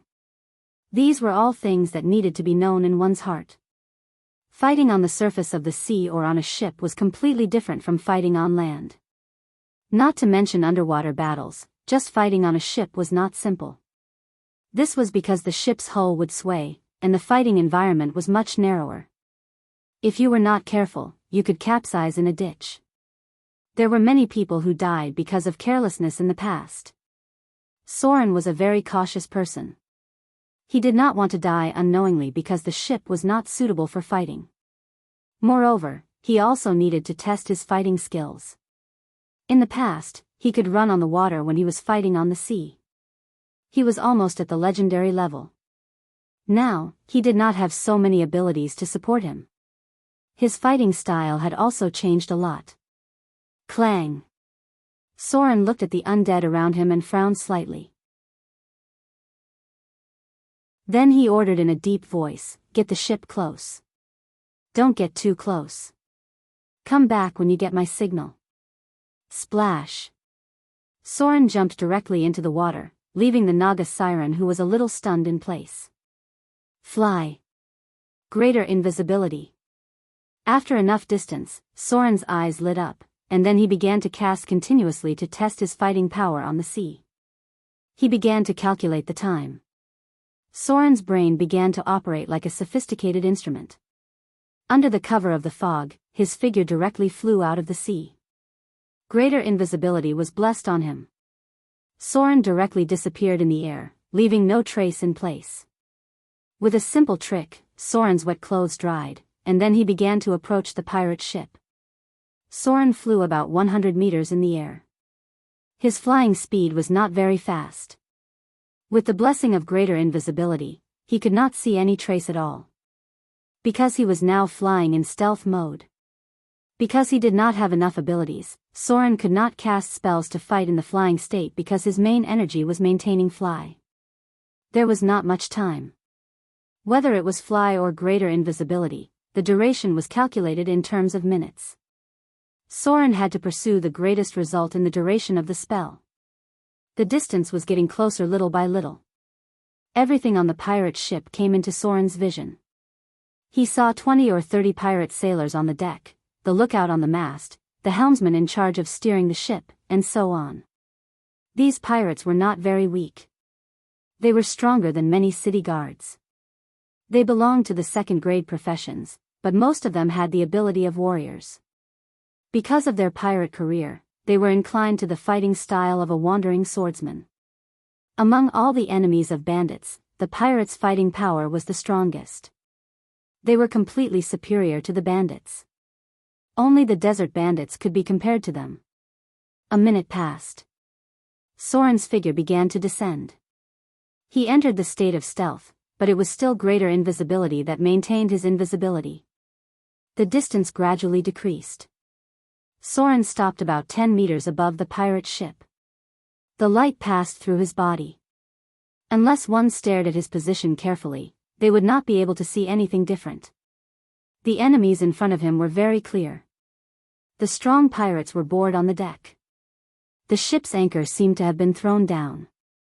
These people seemed to be waiting for something. Soren continued to descend. Then, he gently landed in a corner of the ship where there was no one. 5 meters in front of him was a pirate who was drinking. Unfortunately, the pirate did not notice him at all. Kill the important targets first. Soren glanced at the enemies in front of him. Finally, he locked onto a one-eyed pirate who seemed to be the vice-captain. He quietly snuck over, and then suddenly stabbed the pirate's back with his curved sword. Poochie! Blood splattered. The one-eyed pirate who was yelling at his subordinates looked at his chest in disbelief. His heart had been pierced. This third-grade pirate died on the spot. Enemy. A large group of pirates panicked. Then, there was the sound of swords being pulled out. They could not see anything in front of them. They could only see a curved sword emerging from the chest of the one-eyed pirate. Then, the curved sword was pulled out. Then, everything in front of them was still empty. Soren shook off the blood on the blade. At the moment of the attack, he revealed a trace of himself. Then, he disappeared into the air again. This was greater invisibility. When he was in the state of greater invisibility, he would not be dispelled when attacking the enemy. Poochie. A head was cut off by Soren. A pirate with a beard heard the whistling sound of the sword, but he could not see the trace of the sword. He clearly heard the sound of the wind and felt the slight outline of the enemy in front of him. However, he could not see the direction of the sword. He could only block randomly. Then, in the next moment, his head was cut off. 3 throwing knives were shot out. The moment the throwing knives left Soren's palm, they revealed a trace. Unfortunately, the enemy had no time to dodge. Thump, thump, thump. Streaks of blood appeared. Soren came and went as if there was no one around. In the blink of an eye, 5 people were killed by him. The enemy could not even determine the position of his attack. They could only feel a vague and hazy trajectory moving around them at high speed. This fear made their morale extremely low. Some people were completely stunned as if they had seen a ghost. Some people even threw their weapons. Clang! Clang! Soren waved his sword to block the weapons that were thrown at him. At the same time, he revealed his approximate position. He suddenly jumped, directly jumping to a height of 5 or 6 meters. The sturdy cable connected to the mast suddenly sank a lot. The outline of a hand holding the cable could be seen, but the figure of a person could not be seen. Soren flew down from the air. With a curved sword in each hand, he slashed horizontally. In a large amount of blood, 5 people were killed in a row. Large amounts of blood gushed out. At this time, bloody footprints could be seen on the ground. Soren's figure was still very hazy. The blood on his body was also covered by the greater invisibility spell. However, the enemy could vaguely see that he was moving. Unfortunately, they discovered it too late. 3 minutes later, Soren's figure stood in a pool of blood. There were more than 20 corpses around him. There were a series of footprints on the ground, but he was still invisible. The greater invisibility spell lasted for about 6 minutes. Soren shook off the blood on his sword, then glanced at the cabin expressionlessly. He suddenly grabbed a corpse and smashed it into the cabin. Then the 2 swords flashed with a cold light and cut the 2 enemies guarding the back of the cabin in half. Blood covered his clothes. The effect of the greater invisibility spell seemed to have weakened. Soren's figure gradually became hazy and translucent. The effect of the spell seemed to have weakened a little. However, this was no longer important to Soren, because he found that he seemed to have the ability to kill all the pirates on this ship.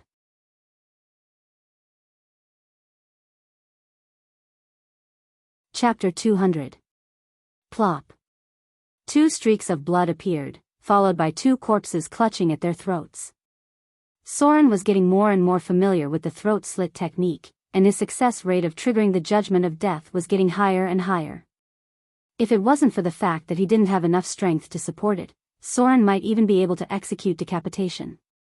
In order to trigger decapitation, one had to have more than 18 strength, and it had to be combined with ready strength. Soren's full strength attack could only cut an inch into the neck bone, and he couldn't cut it off. His figure was still very blurry, but he could already determine his location through the airflow, movement, and sound. Greater invisibility, level 4 spell. This spell's effect is similar to invisibility, but it won't reveal itself after attacking. After casting the spell, the caster will enter a state of complete invisibility. After launching an attack, there is a chance that the caster's position will be exposed due to airflow, silhouette, and sound.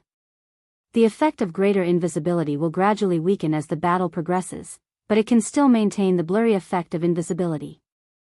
Even if the caster's position is detected by the enemy, the caster will still gain 4 points of blurry effect, and the enemy's hit rate will be reduced by 4 points. The effect lasts for 1 minute for every point of spell power. Greater invisibility was undoubtedly a very powerful spell. The only downside was that it couldn't last for long. Soren could only maintain it for about 10 minutes. Even a legendary wizard could only maintain greater invisibility for about half an hour. However, Soren had the metamagic ability, Empower Spell. In the future, when he leveled up and obtained a level 5 spell slot, Soren could use it to memorize greater invisibility. At that time, the duration of greater invisibility would be increased by 50%. Don't underestimate this 50% increase. It would increase the duration of invisibility by 5 or 6 minutes. Empower spell was obviously more useful than other metamagic abilities in the early stages, or else he wouldn't have given up on them. Plop. Plop. Plop. Soren entered and exited the battlefield as if there was no one there. Along with the faint flashes of his sword, the enemies couldn't see the trajectory of his attacks at all. Naturally, their chances of blocking were greatly reduced, and they could only rely on their own senses to avoid the attacks. At this time, the enemies with high basic stats could tell that those who could dodge Soren's attacks had decent stats and abilities. Unfortunately, they still couldn't turn the situation around because Soren's dexterity was too much. Whoosh whoosh whoosh. Although the battle had only lasted for 5 minutes, the enemies had finally recovered from their dazed state. They had found a way. That was to directly throw weapons and use crossbows to shoot. Although there was a possibility of accidentally injuring their own people, at least they wouldn't be so passive that they couldn't even figure out the enemy's exact location after fighting for so long. The weapons were easily blocked by Soren, but he did not have such a high blocking ability for the crossbow bolts. Bang! Soren was hit by 3 crossbow bolts. He took a step back, but he didn't suffer much damage because he had cast stone skin on the surface of his body. The effect of stone skin was much stronger. Although the crossbow bolts hit Soren, the damage was only in the single digits. They didn't penetrate his body and hurt his internal organs. The enemies in front of him were still reloading their crossbows, and some of them were waving their weapons around to prevent Soren from getting closer. Sure enough, battles need to be tested. Soren's expression was not very good. He raised his hand to remove the crossbow bolts from his body and murmured, "They actually forced me to activate my legendary equipment. If it wasn't for stone skin, I'm afraid I would have been seriously injured." It seems that greater invisibility is very powerful, but it can't be used to crush the enemies. Evade sight. Soren activated the ability of Shadow Dancer and directly entered stealth. His figure that had already been revealed completely disappeared once again. Greater invisibility could be stacked with stealth, so evade sight was still useful. People? Where are they? The eyes of the surviving pirates were full of panic. Some of them even screamed hysterically and attacked their surroundings. The deck above Soren's head suddenly shook, and then a footprint appeared on the side of the wall. The next moment, there was a splash of blood. It wasn't until the chest was cut open that Soren's trace was revealed, along with a faint light of his sword. Soren had already rushed into the enemy's crowd. He waved his 2 swords and used the familiar ground swordsmanship. 7 or 8 pirates in front of him screamed in pain. Their legs were either cut by the curved swords or directly cut off. In the narrow cabin, broken limbs and flesh were flying everywhere. The crazy pirates attacked randomly. Occasionally, someone was lucky enough to cut Soren, but the attack was blocked by stone skin. More often than not, they cut their own companions. Demon. Demon. Ghost. Run. Finally, someone had a mental breakdown. Perhaps they weren't afraid of facing a powerful enemy head-on, but now they didn't even know where the enemy was. After blood splashed everywhere and their companions fell one by one, some of these pirates finally began to have a mental breakdown. Some of them wanted to escape, but unfortunately, they couldn't escape the faint light of the swords behind them. Soren's expression was very cold. He didn't have the slightest sympathy for these pirates. He waved his 2 swords and left almost no survivors. 39. Soren shook his curved swords to get rid of the bloodstains on them. He murmured in a cold voice, "The spell lasts for 3 minutes. It seems that with the buff of greater invisibility, I have the ability to face a large group of enemies head-on. But this is also because there are no spellcasters among the pirates. Otherwise, a detection spell would be able to break my spell. If there's a chance in the future, I should go to the desert. If I'm not mistaken, the magic detection cloak should still be there, right? The anti-detection cloak. One of the legendary equipment that rogues coveted the most. Its effect was almost equivalent to a divine artifact in their hands. This legendary equipment had almost no other additional abilities. The only effect was that most detection spells wouldn't have any effect on the person wearing this legendary cloak. This was the only legendary equipment in the world. Soren had also participated in the battle for it. It could be said that it was more bloody and cruel than fighting for the divine artifact. Even at that time, Soren had the combat power close to the legendary level. In the end, he still couldn't snatch this legendary equipment. In the end, it fell into the hands of an assassin. In order to fight for it, there were mountains of corpses and seas of blood. Soren almost died under the joint attack of two assassins. In the past, there weren't so many casualties when fighting for the divine artifact, but for a legendary cloak, thousands of high-grade professions died.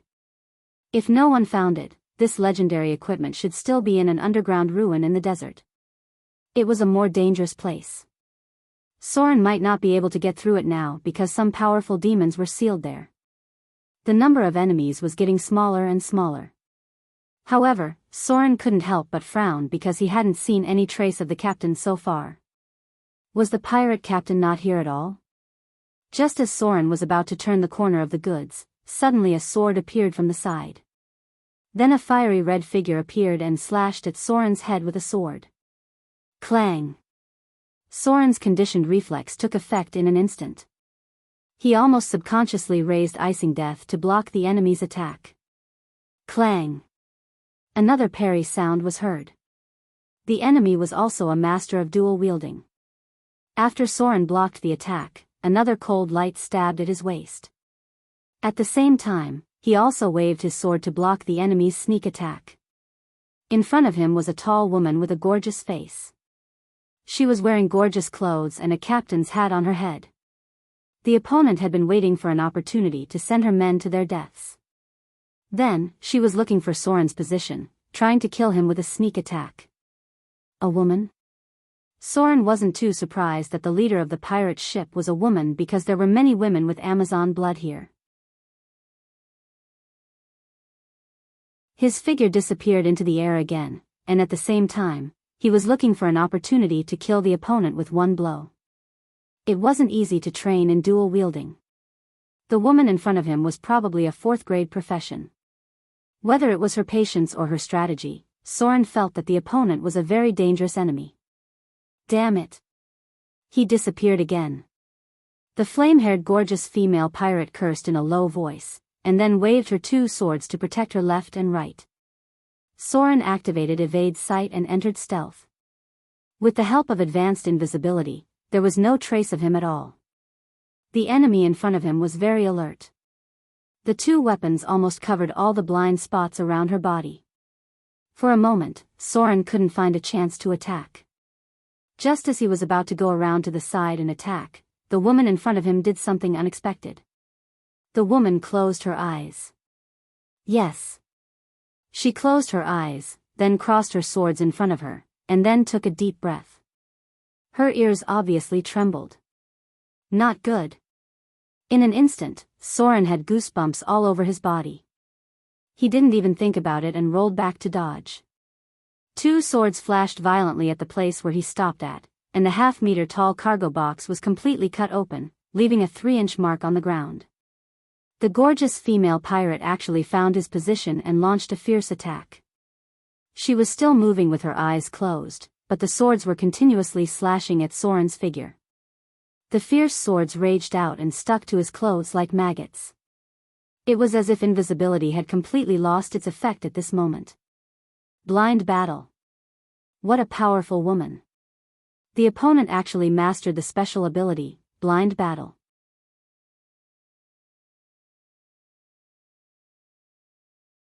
Chapter 201. Clang. Clang. Clang. Soren finally had no way to retreat. All his retreat routes were completely blocked by the enemy, and he could only wield his sword to block the enemy's continuous attacks.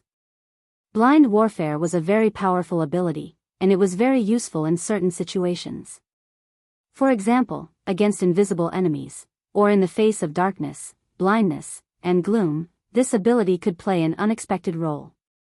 Soren had spent a lot of time mastering blind warfare because without this ability in the Underdark, his combat effectiveness would be reduced by 30%.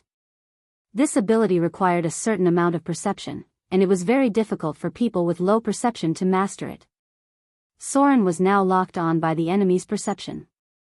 The enemy relied on blind warfare to completely lock on to his retreating footsteps, the sound of moving wind, the slight flow of air, and so on. In the eyes of a Grade 4 profession, these slight traces were clearly captured. Even with the eyes closed, the perception of the outside world became more obvious. As Soren had to wield his sword to block the enemy's attack, his figure also came out of stealth, and then a hazy shadow appeared. The female pirate with long red hair suddenly opened her eyes, and then there was a flash of light in her eyes. Sword form, spinning strike. Powerful slam. The two swords in the opponent's hands flashed a cold light, and her whole body actually spun at a high speed. She stomped on the wooden barrel with her toes, and then her figure swooped up and spun in a circle in midair. The two swords completely cut the surrounding planks, and at the same time, she slashed towards Soren's waist. This was a fighting skill of the rogue swordsman, but as it evolved, it was gradually mastered by other melee professions. Sword form, spinning strike, was a killing move of dual-wielding professions, which could release a continuous fierce combo in an instant. Clang! Soren only succeeded in parrying once, and at the same time, his chest was hit by a sword. Dual-wielding professions would reduce the power outburst, and the opponent only slashed his chest with her left hand. After breaking through stone skin, the sword slightly cut into the muscle layer. A stream of blood splashed out. Soren had almost no time to fight back, and suddenly retreated from the cabin. It was very disadvantageous to fight against a dual-wielding professions in such a narrow space. Moreover, the opponent was the real master of dual-wielding. Soren did not even get the hint of dual-wielding ability. Want to run? The female pirate with fiery red hair scolded and slashed with her two swords, almost not giving Soren any time to react. This was the advantage of dual-wielding.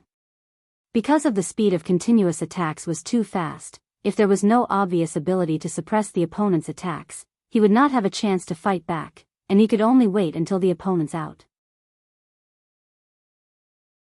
The female pirate seemed to realize that Soren's reflexes were amazing. She suddenly put the two swords together.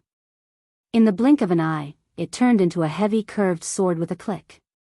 At the same time, she changed from holding the sword with one hand to holding the sword with both hands and directly slashed at his throat. Mandarin duck swords. Soren's pupils shrank slightly, and he suddenly bent his body to avoid the swords. At the same time, he stomped on the deck, and a crack appeared on the solid deck. Then, Soren crashed into the opponent's arms. There was no space to attack in this kind of explosion, but Soren's head rushed into the opponent's arms like a cannonball, and directly knocked the female pirate in front of him upside down. Her body slammed into the cabin door, and the wooden board behind her cracked. Crack. It was a clear sound of bones breaking. Soren's headbutt broke 4 or 5 of the opponent's ribs. The female pirate in front of him did not expect the enemy to use this kind of attack. Before she could react, the enemy suddenly gave up on using his swords and hit her chest with his head. The huge impact made her lose her balance, and her back hit the wooden board. Because of the broken ribs in her chest, her lungs were injured, and this made it difficult for her to breathe. Swoosh! The sword slashed at Soren's back from behind. Kidney strike. Vampiric touch. The swords in Soren's hands suddenly disappeared, and then he moved his legs half a step, got into a simple horse stance, and then punched the opponent near her kidney. The next moment, the female pirate with fiery red hair curled up like a shrimp. Her face turned red, and her eyes rolled up slightly. She looked like a dead fish with its eyes rolled up. Her whole body went limp. This heavy punch was only made by Soren. If it was the 1-inch punch of a monk, the opponent would have died in an instant. Continuous counterattack. The wound on Soren's chest gradually stopped bleeding. Although he did not have a weapon in his hand, he suddenly hit the opponent's abdomen with his elbow, and then twisted the opponent's hand with his backhand. With a crack, he twisted the opponent's arm without any mercy.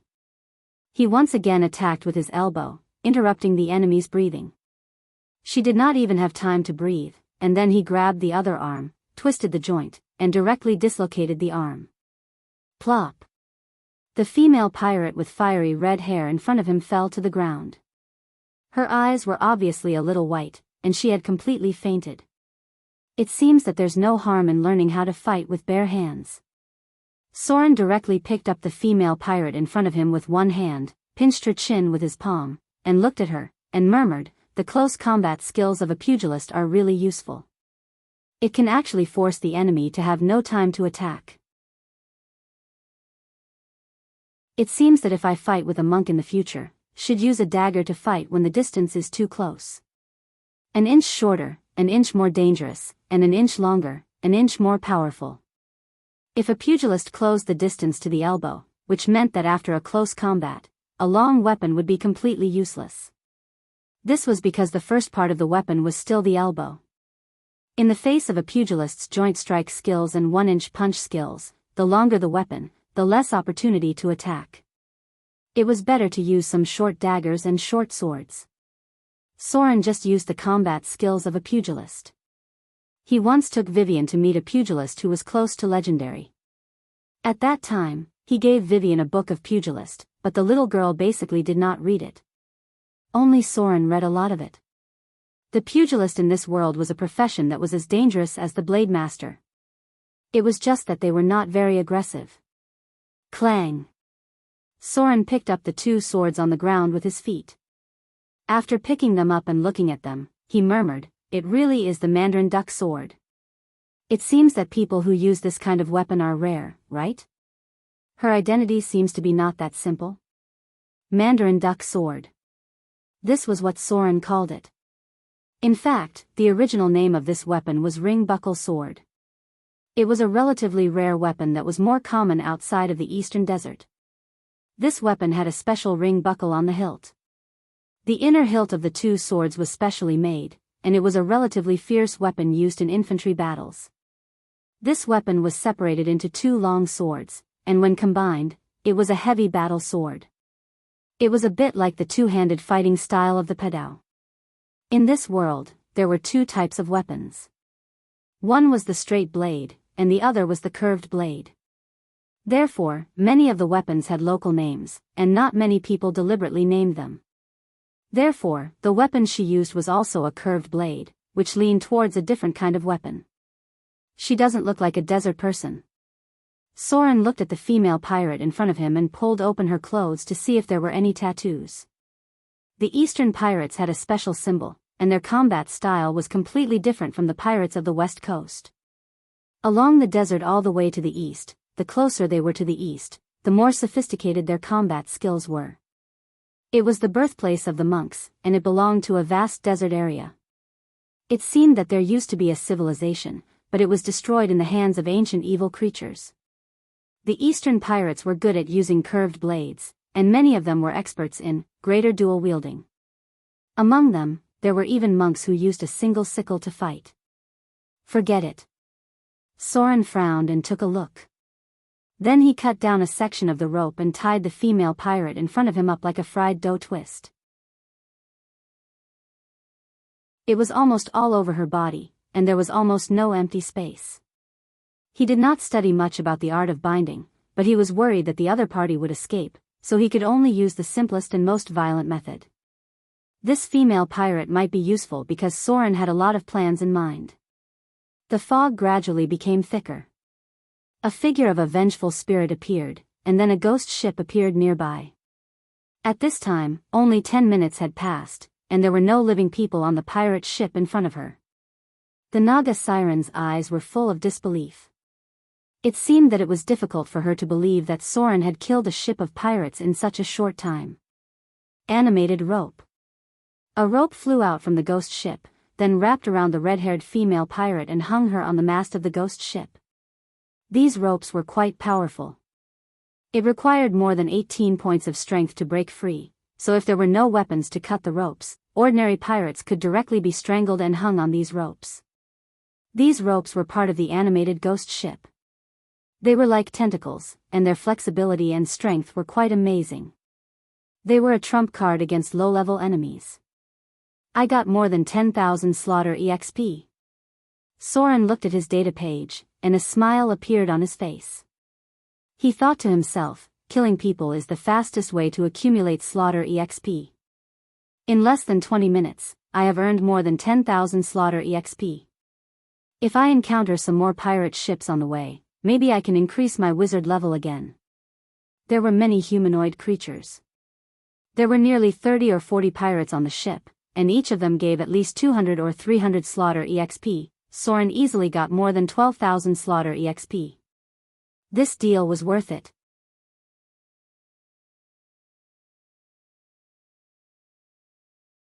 Chapter 202.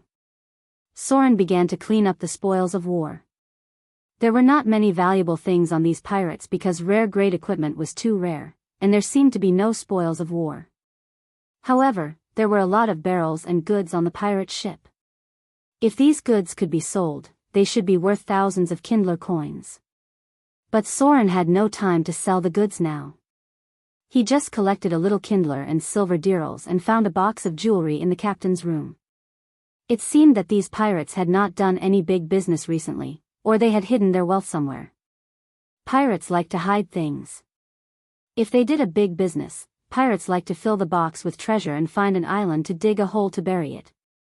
Gold was an extremely stable metal. It could be buried for hundreds of years or even thousands of years.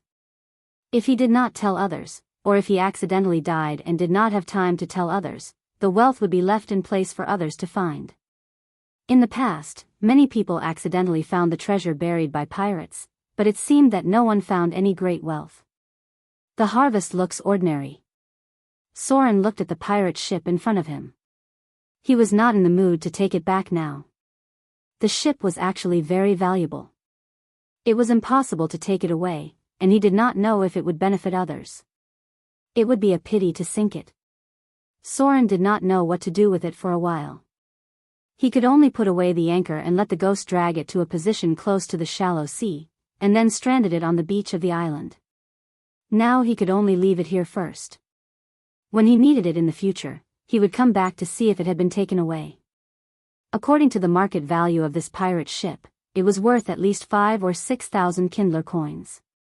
On the ghost ship, Soren treated the wound on his chest. If there was no stone skin, it would have been a bit fatal. Vampiric touch almost healed his injuries, but he still needed to bandage them. Soren looked up at the sky and then ordered the ghost ship to move forward. The Naga Siren priest gave him the agreed location, about a day's sailing route, where the Naga Siren tribe would meet him. He was sure that the fleet of the Betrayer's Chamber of Commerce was near that sea. Put her down. Soren walked to the mast and lowered the rope, placing the red-haired pirate on the deck. The ship was alive. Although it couldn't speak, it could understand simple orders, just like some low-level undead. Soren reached out and lifted the female pirate in front of him. Her face was very pale, but her appearance was quite beautiful and full of a wild aura. It seemed like she was a person who often gave orders. Although Soren's attacks were fierce, they were not fatal. Most of the woman's body was covered with bruises. High-grade professionals had strong vitality, so they would not die so easily. He had no interest in healing the man, so he picked him up and threw him into the sea. Plop! The red-haired pirate fell into the sea, but the rope was still on her, and she was dragged forward in the sea. Cough, cough, cough. After a series of violent coughs, the unconscious female pirate finally woke up. Soren nodded with satisfaction. He raised his hand and snapped his fingers. The rope pulled her up again and hung her on the mast. There was a trace of blood on her chest, and the broken ribs made her injury even more serious. She looked very weak, as if she could die at any time. However, after she woke up, her eyes were very fierce. She stared at Soren and said, "If you want to kill me, then kill me. You lackey of the sea wolf. I won't tell you my father's secret. Sure enough. Soren's mouth showed a smile, and he seemed to be satisfied with his judgment. A female pirate captain with such eye-catching fiery red hair, using a special weapon, and seemed to have the strength of grade 4. Such a woman must have secrets. If her identity was not enough, even if she had the strength of grade 4, it would be difficult to suppress so many pirates. Pirates were notorious for being unruly and unruly. They were wretched bones that yielded to force but not persuasion. To make them listen to orders, one needed to have a solid foundation. It seemed that her father was a pirate, and he was a pirate with a little bit of skill. Actually, I wanted to kill you at first. Soren shrugged calmly, then snapped his fingers and put her down. He said playfully, but it's a pity to kill you like this. Maybe a woman like you is useful to me. I think you should look around now, and then think about whether I have anything to do with the sea wolf. Around? The female pirate with fiery red hair looked up and glanced around. Suddenly, her whole body trembled because she was surrounded by floating wraiths, and the ugly undead covered in seaweed. The broken hull, the black sails, and the ferocious undead. Everything in front of her made her feel a trace of fear. She said in a trembling voice, "Ghost. Ghost ship." Yes. Ghost ship. It was also a taboo among pirates. Because it was a curse of death, the undead belonged to supernatural life, and it was not something that could be seen everywhere. There were not many people on the south coast who had encountered the ghost ship, but its terrible legend had been spread among the pirates for a long time. If there was something that made them afraid, it was undoubtedly one of them. Because in the legend of the pirates, the ghost ship was full of imprisoned undead. They were bound to the ghost ship, and their souls could never be free. In the end, they could only die with the ghost ship. This was not a joke. There were so many bound spirits on the ghost ship, and many of them were pirates who died on it. Soren's face showed a satisfied smile. He reached out and lifted the female pirate in front of him, showing his white teeth, and smiled, but in the eyes of the other party, he looked like a devil. He said in a low voice, "I don't know who the sea wolf you're talking about is. But with such a name, and a character I've never heard of, he should be an ordinary pirate leader, right? Your father's secret may not be of much value to me. What I'm interested in now is whether you're valuable to me. If you're valuable, I'll let you go. If you're not, I'll kill you. This ship just happens to lack an undead vice captain." The female pirate shuddered, and her teeth trembled slightly. She looked at the ugly undead around her and murmured, "No. I don't want to become something like that." "What do you want?" Soren nodded with satisfaction. He snapped his fingers and loosened the rope. He smiled and said, "Very good. It seems that you're going to talk to me about your value? If your value alive is higher than your value dead, then congratulations. I won't kill you." Soren waved his hand to make the undead around him retreat, and then carried the female pirate to the captain's room. As he walked, he took out a bottle of healing potion and violently poured it into her mouth. Bang! Soren kicked open the door of the captain's room, and then threw her on the ship, which was full of disgusting seaweed. He looked at her indifferently, and seemed to notice the undead outside. He then said, "Tell me about you. You can try to lie, but if you let me feel that you're lying, I'll cut off one of your fingers. I'm a very principled person. As long as you lie to me, then you're not lying. But if you can't lie to me, sorry. I'll give you a little punishment." Having said that, Soren pulled out a dagger and made a cut on her finger.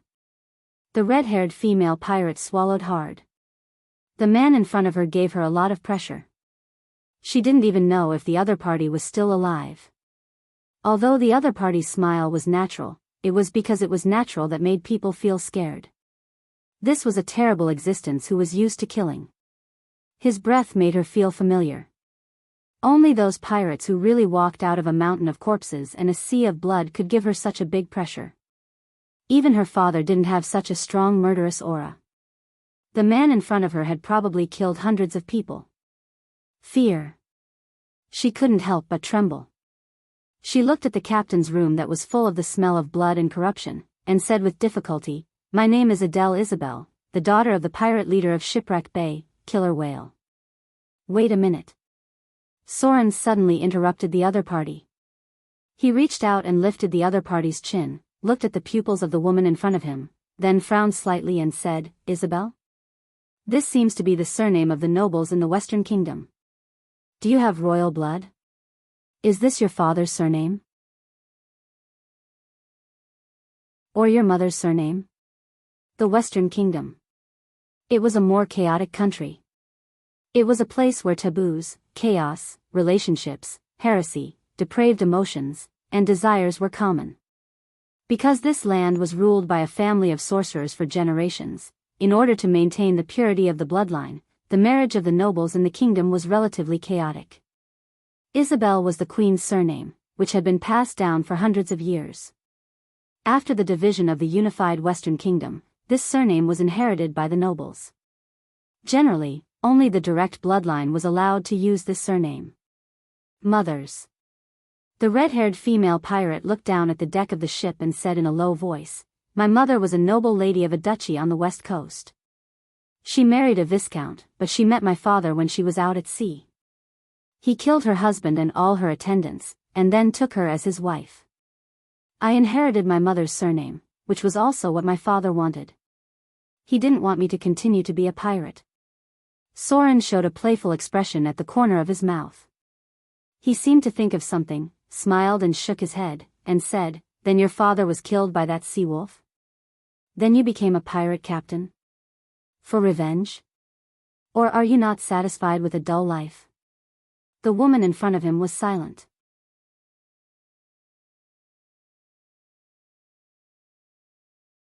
Chapter 203.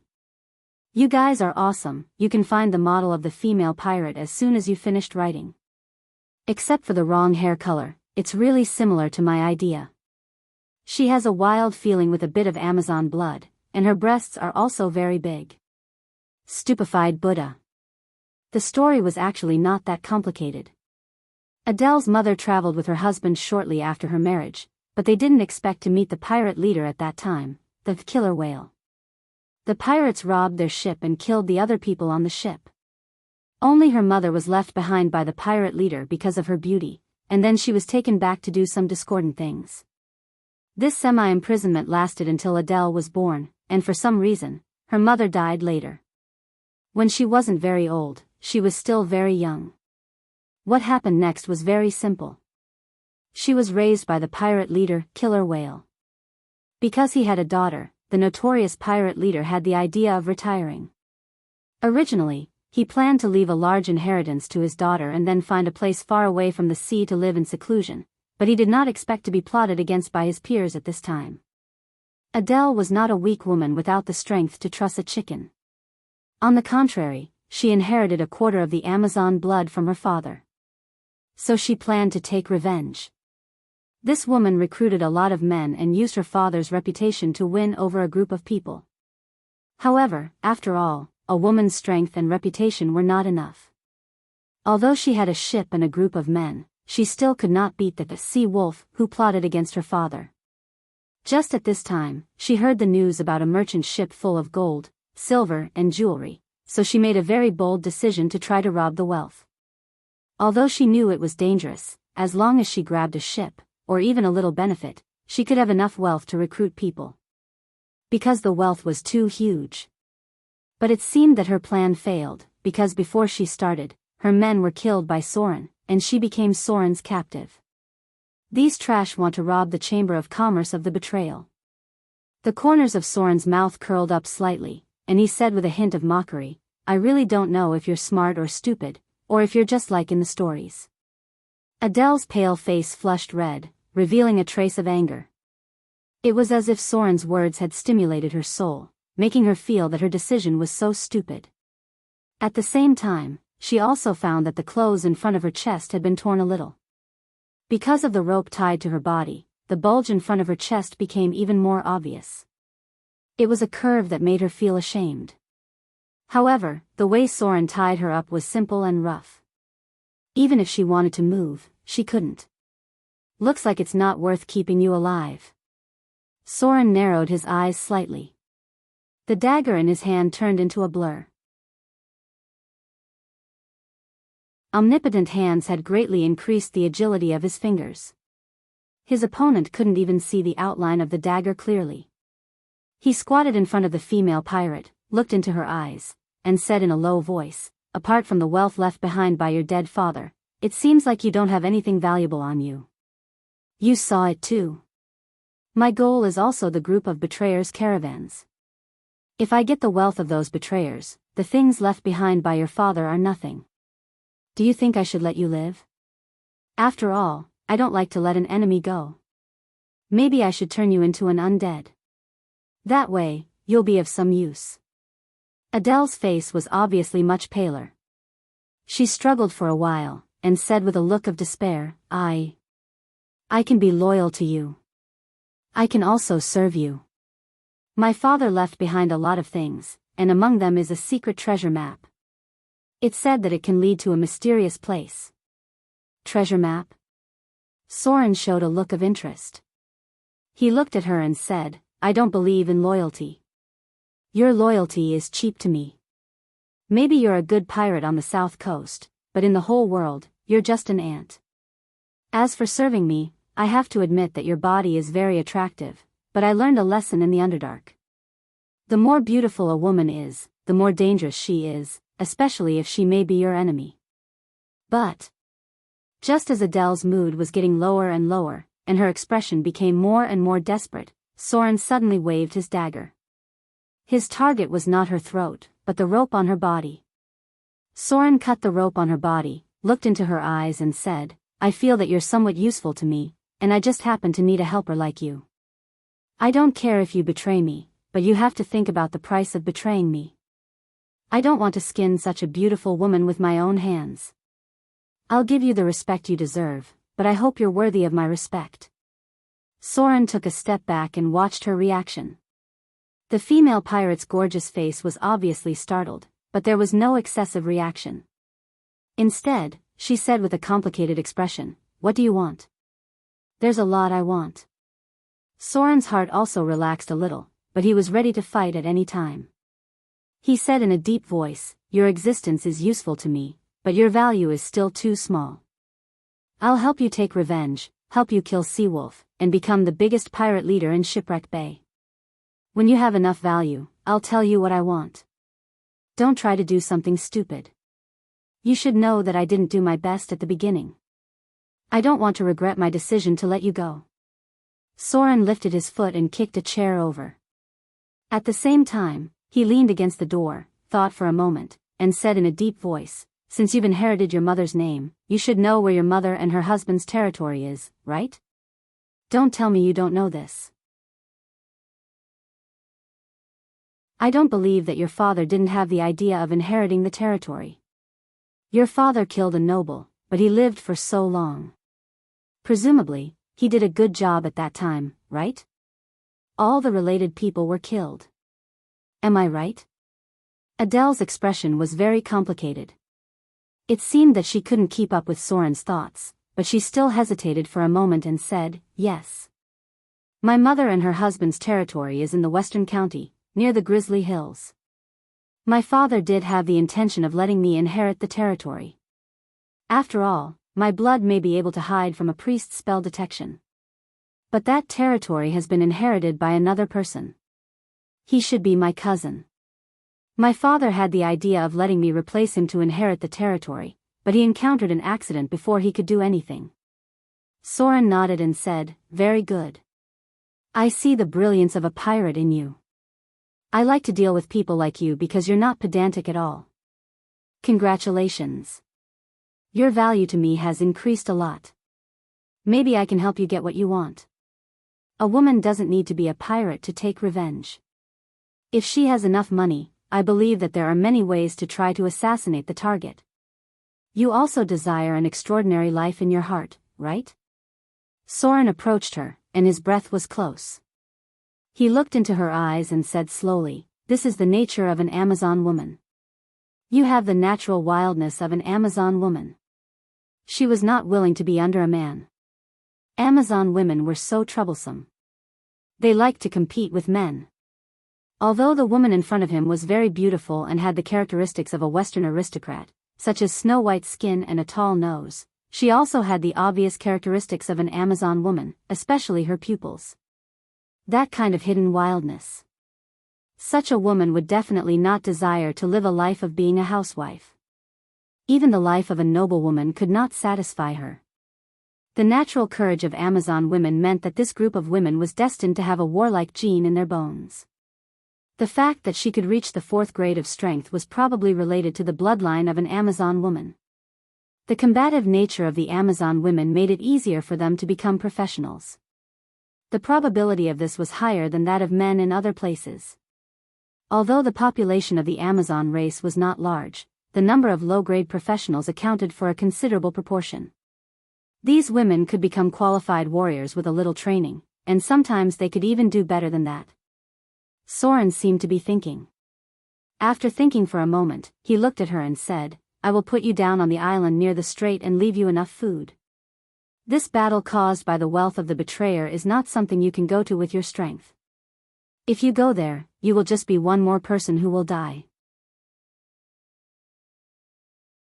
You can heal there, and I will pick you up when I come back. Of course. You can also try to escape.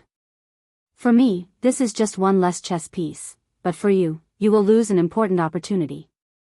During this period of time, you can also think about how far you can go without my help. I don't like to force women." Soren turned and walked out of the captain's room, leaving the female pirate with a complicated expression on her face. Yes. Soren did not care very much. Not killing her would only cost him a few thousand slaughter EXP. If he let her go, there would be plenty of opportunities in the future. But if she could really be his helper, then Soren's future plans would undoubtedly be much easier. There were still many things he wanted. It was not enough to deal with the Avatar crisis by himself, even if he could enter the realm of legends. The woman in front of him was still very valuable. He hoped that his decision could get the results he wanted. If he failed, that would not be too much of a problem because the core of everything was still in the outer islands. You're tuning into the Dreamy Love Stories YouTube channel. Don't forget to subscribe and join us on this journey to catch the most captivating stories.